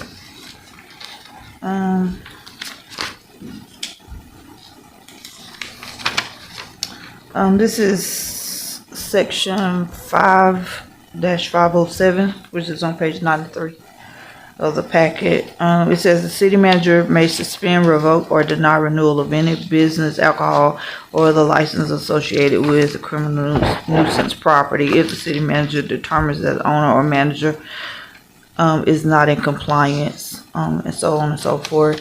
So, as far as revocation of licenses, okay, for the business license, the clerk has the issuing authority.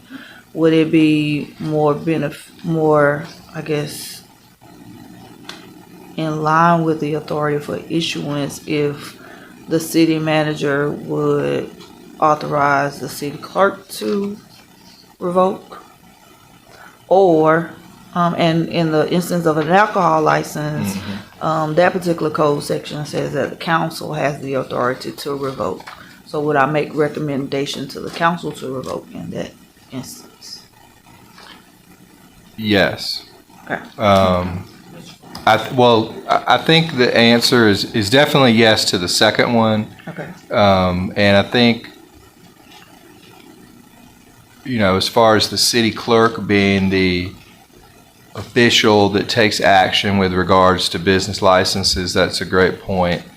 I think what I'll want to do is just kind of revisit this language in light of what you've pointed out and have it say something like the city manager can, because I think the idea is for the city manager to decide that this should be done. And then, of course, if it's a city council decision, then they really have the decision. So what I think we should do is go back in and basically say that the city clerk, the city manager can initiate the process according, like it says at the end that appeals would be according to the applicable application. We could say that initiate the process, and that way we don't have to spell out every difference for the different licenses here. Okay. But that's a very good comment. Thank you. Okay. You had another one? I have a question for either Mayor, Vice Mayor, or Council for Section 5-504 Corrective Action Plan. This is subsection B. So the corrective action plan includes but is not limited to these 9, methods of correction. And number 7 says the maintenance of an incident log and tenant communication system. So this is on page 92. So one of my questions is the maintenance of the incident log intended to be all incidents reported, and would that include non-reported incidents that have not been reported to 911? Say, for instance, a tenant reports it to the manager. Will the manager be responsible in this instance for keeping a log of those? So it's reported and non-reported incidences. Do you think that we should spell that out?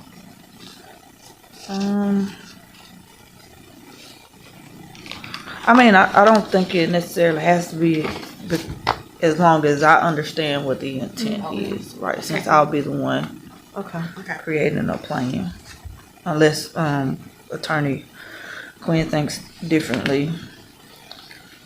My only other concern with that is how we monitor or manage it.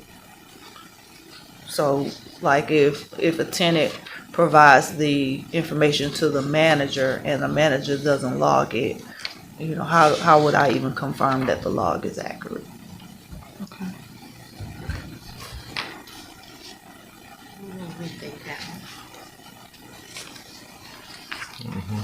I think those are offered as possibilities, right? And as the city manager mentioned, it's the city manager that will be, creating and signing off on the plan.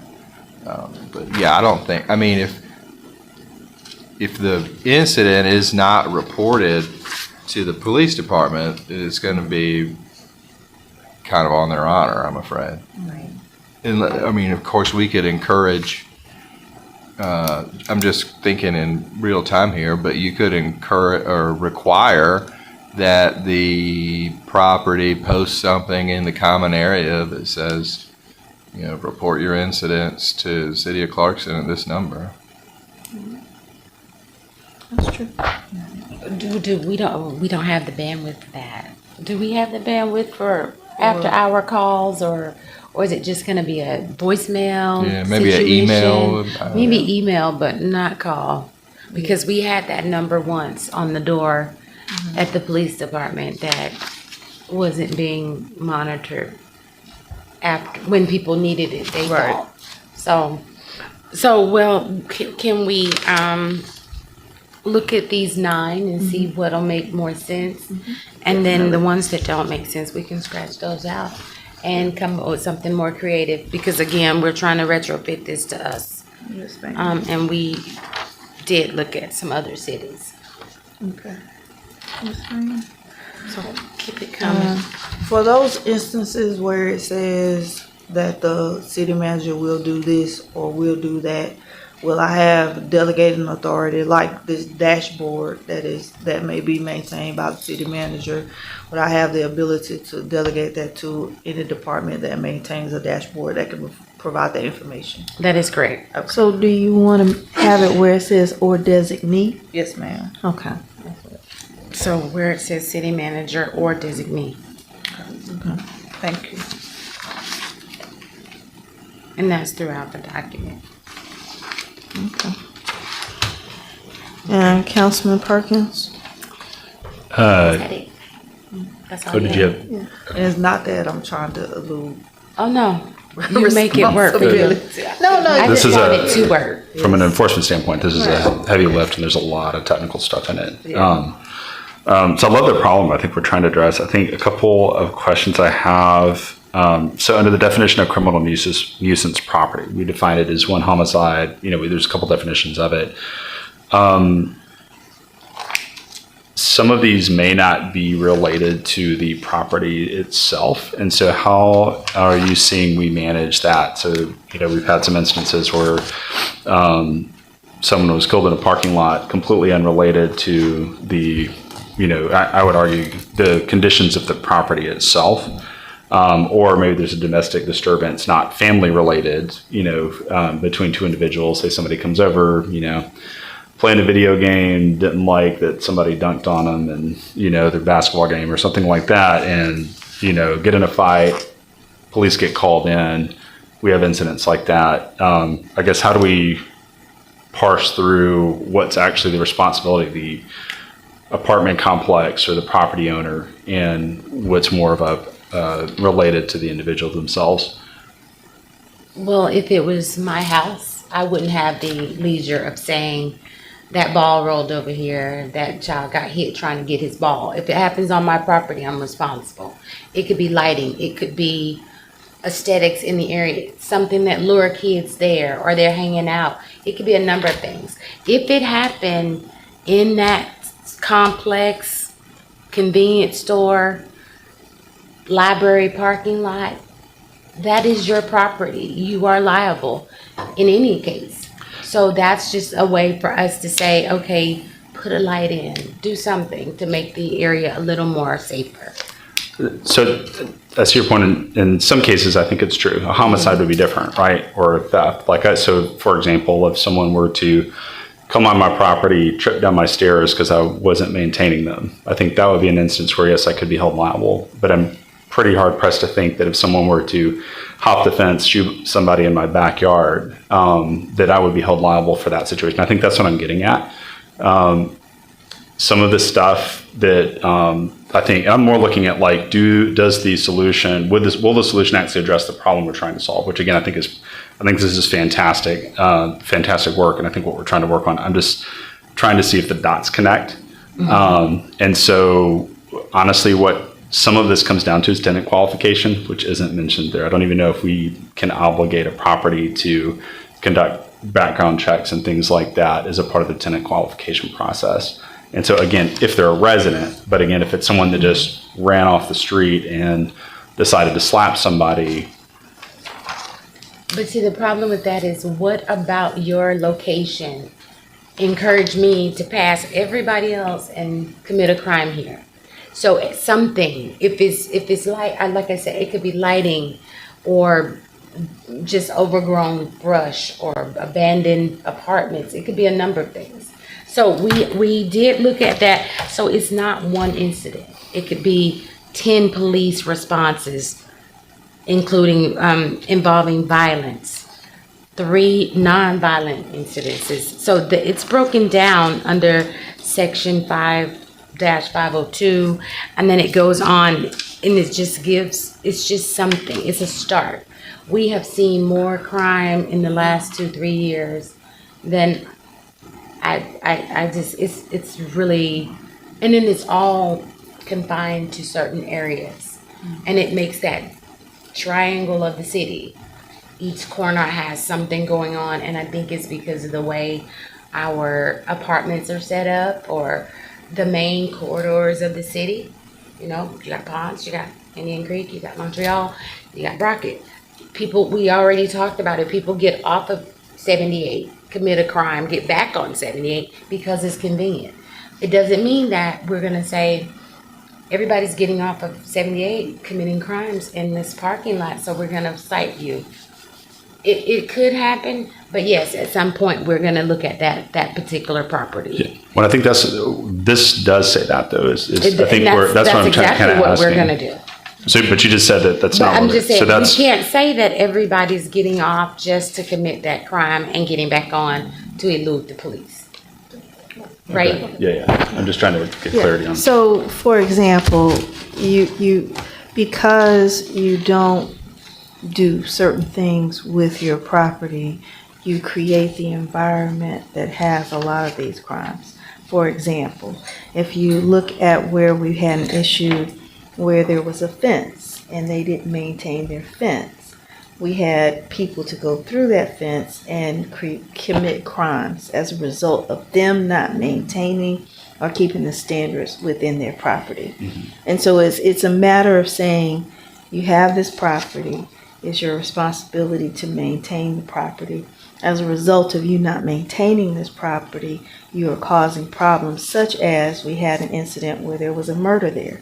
And then subsequently, where that break in the fence was, we had other issues, because that then became a pattern for those people to be able to come in and out of the properties. So by making sure that we have something in place to identify those particular actions, whether it's a homicide or other types of crimes, we are saying property owner, property manager, you have a responsibility to make sure that you update the fence, you take care of this, you put lighting, you take care of all of these other things to reduce the harm that you are imposing to those other people who live in that area. Does that? No, conceptually, I completely understand what y'all are doing. I'm looking at the enforceability of it. And so can you trace, I live in an apartment complex. There was when we first moved to the area, and there's an intersection between a bunch of different properties. And the kids who got in block gangs would basically use that as a pass-through. They'd get in fights, things like that. Sometimes it was just kids being kids. Sometimes it was people waving guns, right? So I understand that point. I'm trying to trace through, like, if we take an apartment complex to court and start penalizing them, are we able to draw a clean line between, hey, the hole in the fence? Because right now I'm not seeing that component in this. I think if I saw it, I'd be a little less, concerned with that specific piece. But I'm just trying to make sure that what's on the paper actually is going to result in the outcome that we're trying to achieve, right? And so right now, it's saying that the designation, the criteria for being designated a criminal nuisance property is, if you have 1 homicide, 3 or more violent incidents, or 10 or more police responses for incidents involving violation of state criminal law. right? So what's the connection point? Are we drawing an enforceable line between property conditions and those specific actions? Because to me, it would need to, and Stephen, maybe I'm missing something on this. To me, there would need to be a, hey, homicide related to the conditions of the property, something that ties it to the condition of the property itself a little more tangibly, so we don't just end up in court and it gets thrown out because they're like, well, we can't control that someone decided to, do crimes here. Yeah, I think everybody has made good points. Here's my thought, is that remember that this is not an ordinance that defines a crime and then punishes people if they're convicted of that crime. It's an ordinance that defines a nuisance and provides an opportunity for the administration through the city manager to direct abatement of the nuisance, and then failing that for the court to do it. So I think partly Council Member Perkins's concern is as far as the legality of it is kind of addressed there, just because no one is going to be fined or imprisoned as a part of ever pursuant to this. So what would otherwise be a real problem that you've identified as far as defining a criminal law precisely is not legally necessary, because that's not what we're doing. Now, as far as what I definitely think it's a good idea and desirable for the corrective action plan to be tailored to a condition on the property, and maybe we can in some cases, in other cases cannot, prove by a legal standard that the hole in the fence led to the person sneaking in and doing the crime. But we can see that the crime happened, and we can see that the fence problem makes it more likely. I think what we might want, there's a different hypothetical where the property is absolutely perfect. In fact, they've done in advance every single thing that we would ever ask for in a corrective action plan. I think it would be a good idea to address that in the section about the city manager creating the plan, and say that if the city manager can't find any way to improve the property or any relationship between the crime and any property condition, then there's not going to be a corrective action plan. I think that's Outside of what you have for the removal. If I may. So can we use the same for the removal? You have that same verbiage in 5-506. So basically that same verbiage, I was just trying to see if that's what he was saying. Removal. Because he just read it. Right. So that's if they have had a corrective action plan and executed it. What I was just thinking about or throwing out as an idea would be more pertinent to section 504. Okay. So like in A, it says corrective action plans shall be developed. It might be appropriate to add a qualifier in there that says, when the city manager can identify a way to improve the safety conditions of the property or something like that. Okay. And then I'm gonna let city manager and then come back to you, Councilman Perkins. I was kind of thinking along the lines of Attorney Quinn, but just kind of circling back on Councilman Perkins' thought. If these three thresholds were met and there is a determination by the city manager, whichever authority you all will want, that this particular this particular threshold happened because of a certain thing. Like if that, even if that language was in there, I think we would be, because I would even be as the manager who has the authority to implement the corrective action plan, I would even be hard pressed to desire to do that. Not to say that I wouldn't want to do what you all are telling me to do, but to do that in an instance where it is clear that the property owner had no, they had no control, right? So meet the threshold, and there's a determination that something, like Stephen said, something on the property or some kind of activity on the property led to that crime. Right. Yeah, I mean, there's another hypothetical that happens on New Year's where people fire guns in the air, Right. and then someone across town gets hit with a bullet. So that has absolutely nothing to do with the place they were standing. It's just horrible luck. So yeah, I think that we can tighten that up a little bit. Yeah. Okay. Thank you. So I'm wondering, actually, if a solution to this would be tying it to our, because we already passed, I thought we had some really good discussion on our blight abatement ordinance, and maybe you like integrating these two. And so instead of it being directly tied to homicide, what it does is it triggers the blight abatement ordinance. If there's a homicide on the property, we empower code enforcement to go out and do an assessment of the conditions of the property. And if they find some of those conditions, the fence repair, things like that, maybe we integrate sort of the corrective action plan as a piece of that. So that we're triggering a process that we already have. There's already liens attached to it.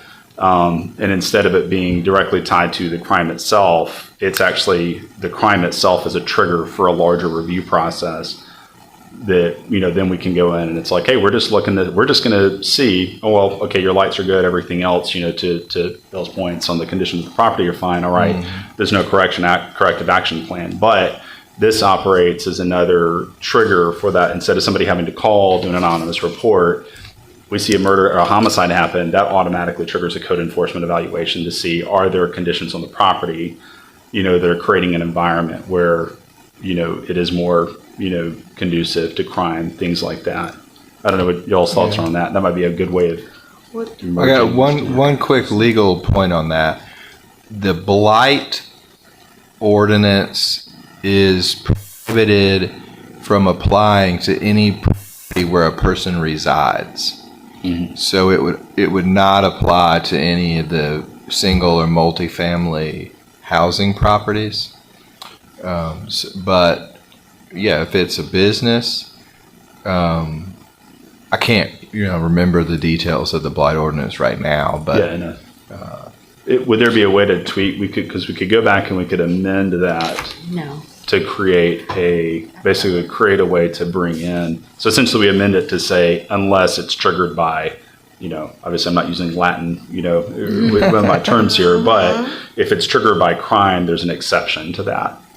I think so. The blight one, if I'm recalling, and I hope I am, it doesn't.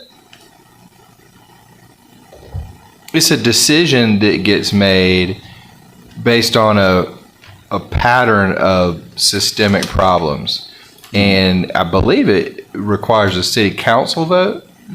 So what I would recommend is keeping all your options on the table for as many as apply. And then so the city manager would be able to recommend to the council, hey, let's use the blight, or hey, let's use, I'm going to start this process of criminal nuisance property. Yeah.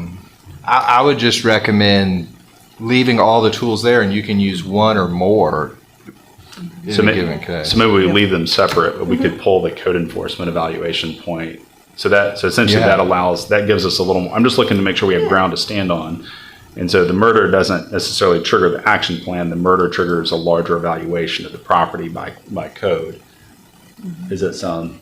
And then you have the option of saying, or your designee, do we need a corrective action plan based on that report? I guess that makes sense.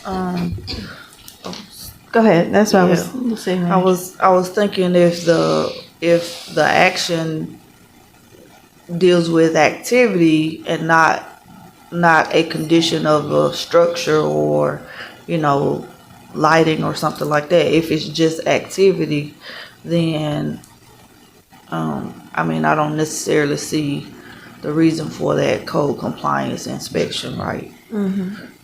Because that inspection is really going to deal with, whether the fence is broken or whether the light is out. But, what if the action, one of these thresholds is met because of activity, right? Right. So I think having this particular ordinance on the books, like Attorney Quinn said, just provides another layer of options for things that are outside of those things that would be remedied through the blight ordinance, like structures and things like that. Okay, that's good.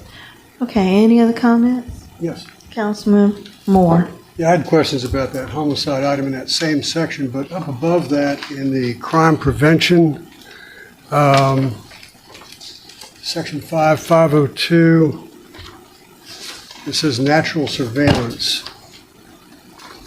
I didn't understand what that meant. 502.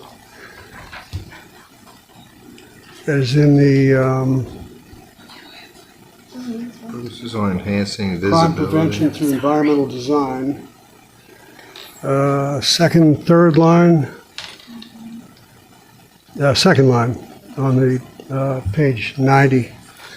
Such as using, for example, natural surveillance, access control, and territorial reinforcement.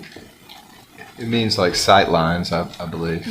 So just that, Okay. like the idea that if you have, say, overgrowth of plants that creates a visual barrier between the public road and sidewalk in this private property where the crime is happening, that makes the criminals more comfortable doing a crime. Right, now just below that on criminal nuisance property, number 3, 10 or more police responses for incidents involving a violation of state criminal law exclusive of family violence. Now, I didn't go back and look at the OCGA 19-13-1, but how is family violence exempt? So this was a recommendation from the vice mayor and mayor, and I'll just quickly say why I think, and y'all tell me if I got it right or wrong. But I mean, there was two things. One is that we don't want to create a situation where someone who's the victim of domestic violence doesn't want to call the police because it might become a factor in their landlord's relationship with the city. But also, I think more particularly, those crimes are totally different from the ones that can be addressed here, right? So if you have a husband and wife that are, one of them's doing violence to the other, that's likely happening inside their residence, or even if it's happening in a common area, it doesn't have much to do with these conditions that we would try to fix through the ordinance. Okay, now on page 91, section 503, number 2, under the B, notice of designation, I'd like to insert this within 21 days for the purpose of developing corrective action plan to also include after meeting with council members. Wait a minute. Who meeting? Look, who's meeting with council members? The city manager. Oh,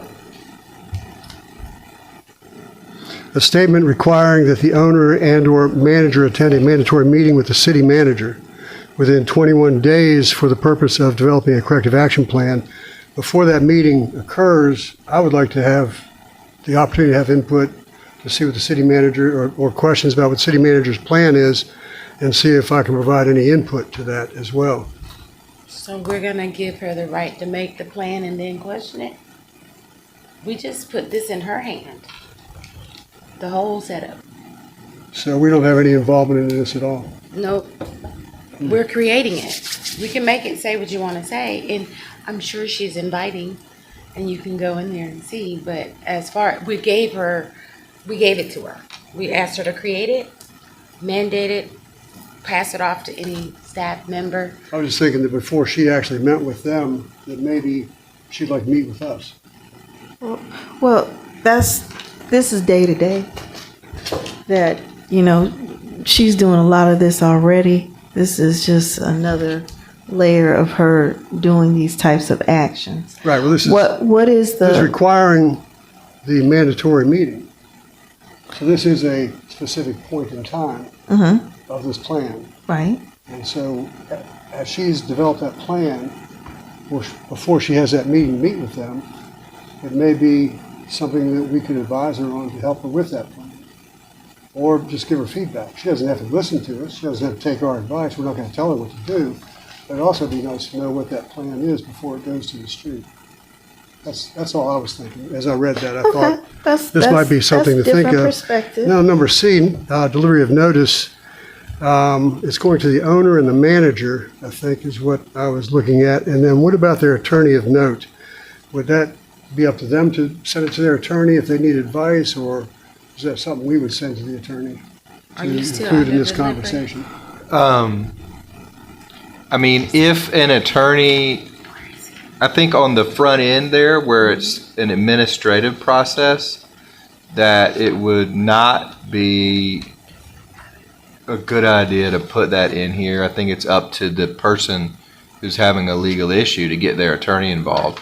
Now, then once the attorney makes their appearance, so to speak, which is formal in court or informal in this case, then sure, they can be included. And Yeah, that's a good point. Yeah. Okay. Anything else? Nope, I don't see anything. All right. What I want to make sure, again, this is going to be massaged a couple of times. This is not the only. We appreciate the input and feedback from the council. I want to make sure the public, if you have any comments at this time, please come up public.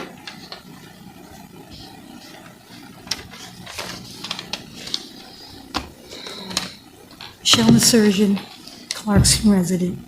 I understand what Councilmember Perkins was talking about, because there is an issue where, especially under domestic violence, where things are happening to people in their residence, which has nothing to do with the building.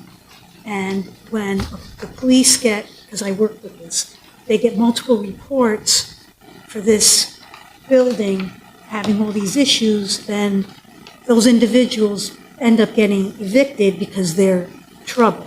But I think this Vice Mayor Johnson kind of really delineated in this proposal that family matters are really not going to be included.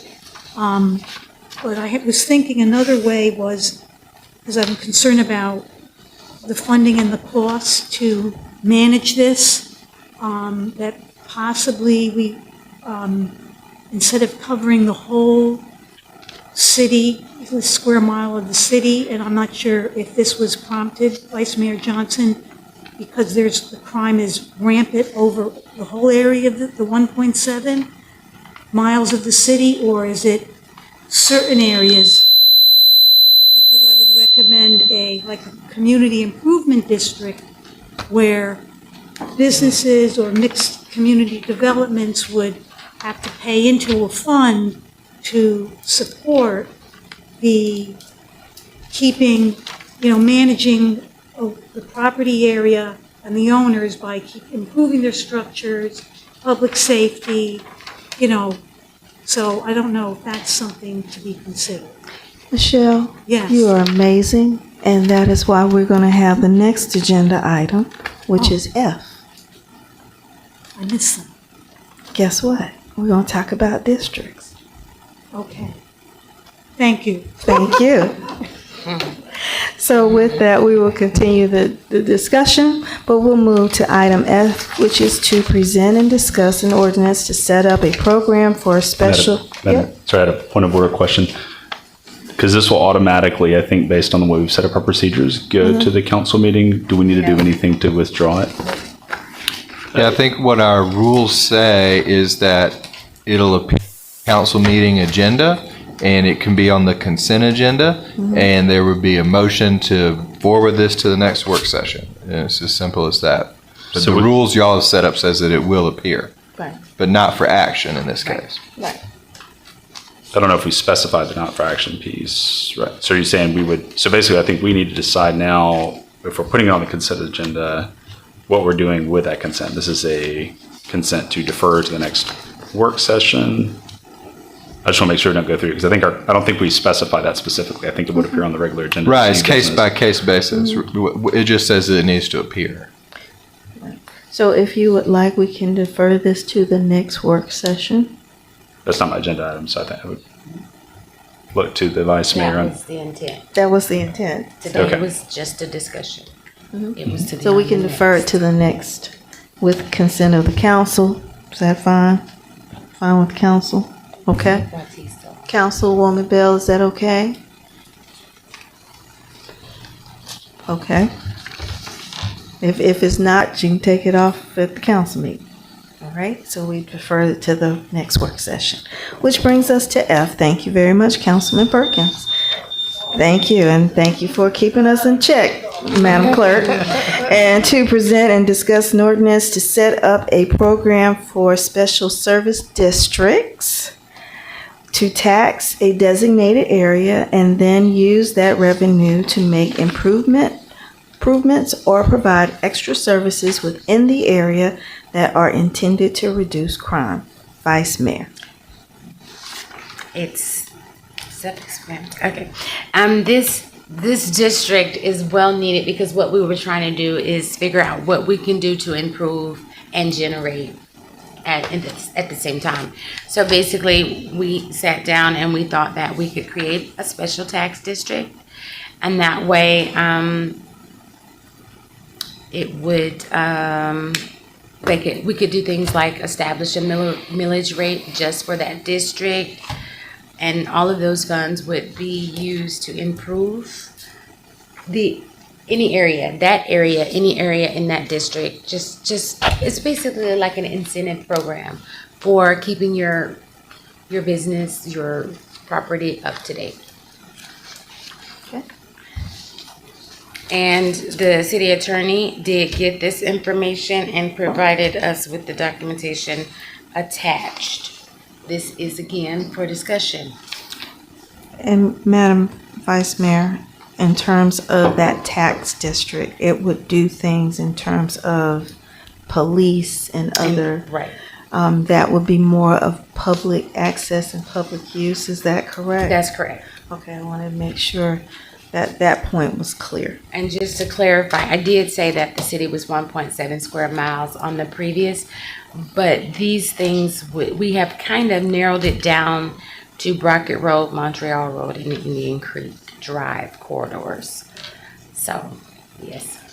But the council has the option to define where and what That the is correct. districts are. That is correct. And council, city attorney. Yes.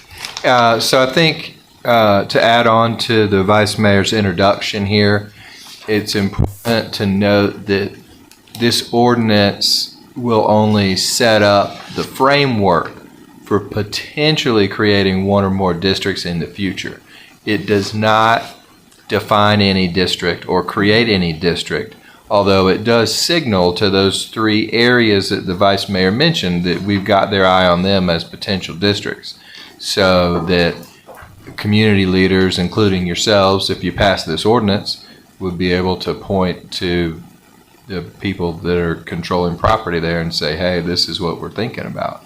But what would happen would be, in the future, if the council wants to create a district, you would then pass a resolution defining the district and the basic infrastructure improvements and or increased services that would be provided. And then, so let's say we decide to create a district, and we do. That district is then going to be there until and unless you cancel it. But each year, you would set a millage for that district, which could be 0. It could be whatever number it'd be a sub item of budgeting. And just like for all your other initiatives, here's what we want to do, here's how much it costs, here's the property in the district, here's our millage rate. And that would be taxed by the tax commissioner only on the properties in the district. The money would only be spent in the district. This is an authority that you have under the Georgia Constitution. Yes, and city manager. Yes. Mhm. Section 8, 44, page 99, I just had a quick question about the off-duty security. Says such funds may be used only for district improvements and services specified by the. Is your mic on? Oh, sorry. Section 8-44, police patrols and off-duty security. It says such funds may be used only for district-specific improvements and services specified by the resolution, such as these things. For the off-duty security, would that be in public and private areas or just public areas? And why off-duty security? Does that make sense? Yeah, that could be taken off. That can be taken off, or it's better specified, because personal doesn't need, we don't want, what we thought we were doing was not taking a police officer on duty doing security. So just like the strokers thing. Off duty, they can work at strokers. So if there was a need in an area that needed this type of security, and we had an officer that got off at 4 and wanted to do it from 7 to 12, then that officer would be eligible, and these funds get paid for that service. Not just basically not utilizing daily officers. Okay. I could see the patrol of the area, and even if the officer was on duty, because that officer is being paid from these funds, right? It will be supplemental to the officers that are already on duty. So you're not taking an officer off duty to provide this service. You're not taking an officer from current staffing to patrol. You're actually adding an officer to patrol, right, that area. And then I would suggest taking the off-duty security off, because say for instance we send somebody needs to be at strokers off duty, strokers should be the one paying for that, not this fund, if that makes sense. Yeah, I totally agree. I think legally Ms. Miller Thornton has identified a problem that we have to take that out. I hadn't noticed the second part of that, I guess, but it like you mentioned, when at strokers or wherever, that's private money paying for a private service, which is the nature of the off-duty. This is public money paying for a public service, so they're going to be on duty. And as the city manager said, the idea here is that we're going to have the extra money for this district. So that's where you are not pulling anyone away from their current crime prevention duties. Okay. Additionally, this question is for the city attorney. As far as each special district having a dedicated separate fund, if we are deriving these funds from millage rate, from taxation, are we required to maintain a separate fund, or can it be designations within a fund? So we have line item and departmental and program designations within funds. So operating a separate fund is a little bit of a deal for. It's an administrative problem. Yes. Well, that's a distinction that I didn't appreciate prior to you explaining it just now. I mean, we want to account for the money in a way that shows 100% spending within the district. Yes. And so if you can do that within what would you call it, a line item? Programmatic line item. Programmatic line item. That sounds great. Thank you.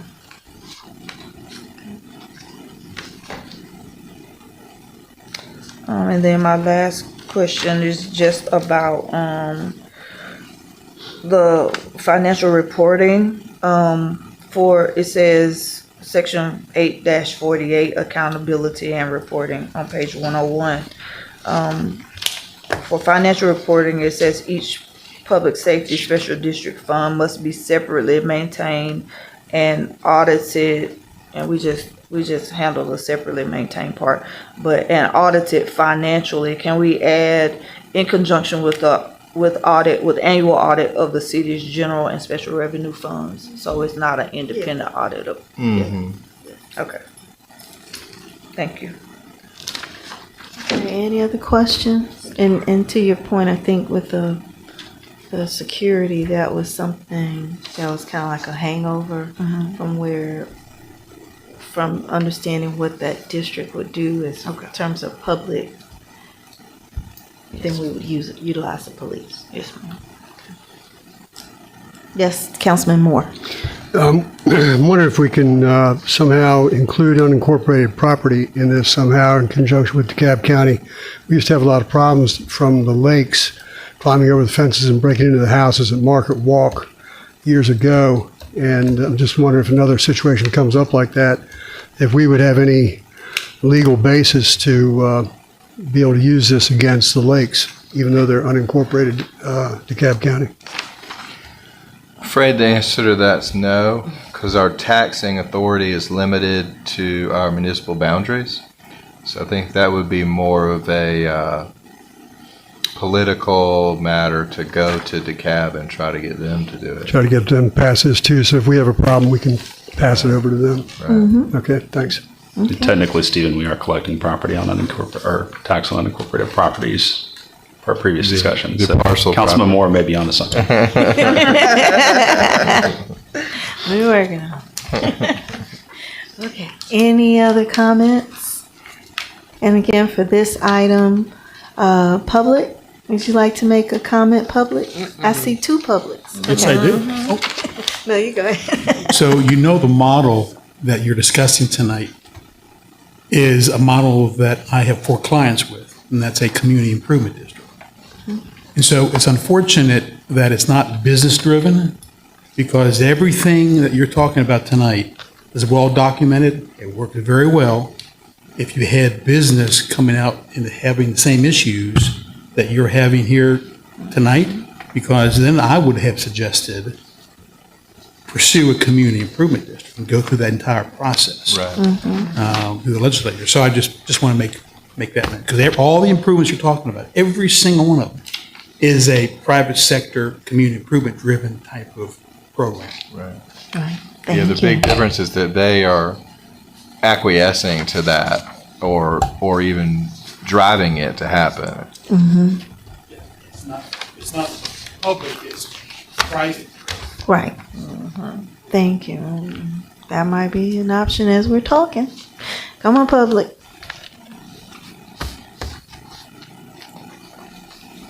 Michelle Surgeon, City of Clarkston. I agree with Larry. I think a community improvement district would cover quite a bit of the safety issue, the maintenance issue, and focusing on those areas that kind of instigated having this type of ordinance put in. And I think that's kind of, it's good also economically for the city. It has a lot of more positives to it than calling it a crime prevention tax, something like that. So I think, I agree, a community improvement district would be the way to go. Thank you. All right, Mr. Kaiser, come on, one more point. So one more point. A CID is going to take longer to initiate than something that's government driven. All right. And you're going to have some leaders in the private sector that believe in what you believe in and drive it. So I always mention it as an option, because it is an option. It just may take longer to initiate. Thank you. Councilman Perkins? Thank you. So maybe to that point, we got a carrot and a stick situation where we could see if some of those leaders emerge, and if they don't, we have a stick. Right, I think that's kind of part of the idea of passing this ordinance, because remember, it doesn't create a district, but it certainly gives you something to wave around and say, we can create a district for you. Okay. Thank you. Any other comments? So this is one that we can, from a consent, defer to the next work session? Yes. Okay, all right. We'll move on to G, which is to discuss a resolution to adopt the City of Clarkston's classification and compensation plan. City Manager. Yes, ma'am, thank you. Within the city's revised personnel policy draft is a chapter 5, which is classification and compensation plan. And so within that particular plan, there's some language about the classification of positions within the city based on where those positions fall within a salary range. And so the policy provides that the council approves that salary range for those positions. And so we have our current positions and current salaries, even the vacant positions are included. So every position that's included within our organizational chart is provided for within the plan. This particular plan does not encompass or include the considerations for the compensation study and those salary increases. But because we are looking to get the personnel policy, the revised policy out as soon as possible, we need for this plan to be approved by the council. So right now, again, we are including current positions, current salaries within the grade plan. Once the council has an opportunity to consider the cost of increases for implementing the compensation study and those salaries, then the grade plan will be amended to include those. But we are a little ways out from that, and we really want to get this new policy on the books. So again, Chapter 5 is included in the policy. Policy is approved and administered by the city manager. The Human Resources Director maintains the classification and compensation plan and offers, does an annual review of the plans based on, in review of the salary ranks, any recommendations to the city manager to bring to the council. I know that one of the questions some council had was, how does the council, what triggers salaries, having to come before the council? So this is an additional item on top of budgetary consideration. So the plan, the salary ranges only can be amended by the council. Okay. And so you have a copy of the code sections for the personnel policy as it relates to the classification and compensation plan. This is not codified language. This is policy language for the personnel policy. Does that make sense? I'm losing. I'm kind of going downhill. It's time to go to bed. And so I do have a couple of revisions, and I provided you with the revised copy, and I'll tell you what those revisions are. The Parks and Aquatics manager based on current salary is in grade 103 as opposed to the 105 that was presented earlier. And then the directors of Equity, Diversity, and Inclusion, and the Communications and Technology Director are in grades 111 currently, based on their current salary. So those are the changes. And then for public safety, I just took out those redundancies. So that is the plan as presented. Thank you, City Manager. Are there any questions? Okay. So you just need for us to approve The plan. the plan? Okay. Is this something that we can do from common consent? So you have some questions? Okay. Okay, well then. Okay, go ahead, Councilman Perkins. Next week. Oh, you want to email? Okay, all right. Okay. You want to wait. Okay. All right. Touche. Okay. Touche. Okay. All right. So we have basic questions. So we'll just keep this as a regular agenda item. And public, did you want to say anything? Okay. No public comments. So at this time, I'll entertain a motion to adjourn. A motion to adjourn. You. I move to adjourn, I'm sorry. Okay. Second. It's been properly moved and seconded to adjourn the meeting. All in favor say aye. Aye. Meeting adjourned.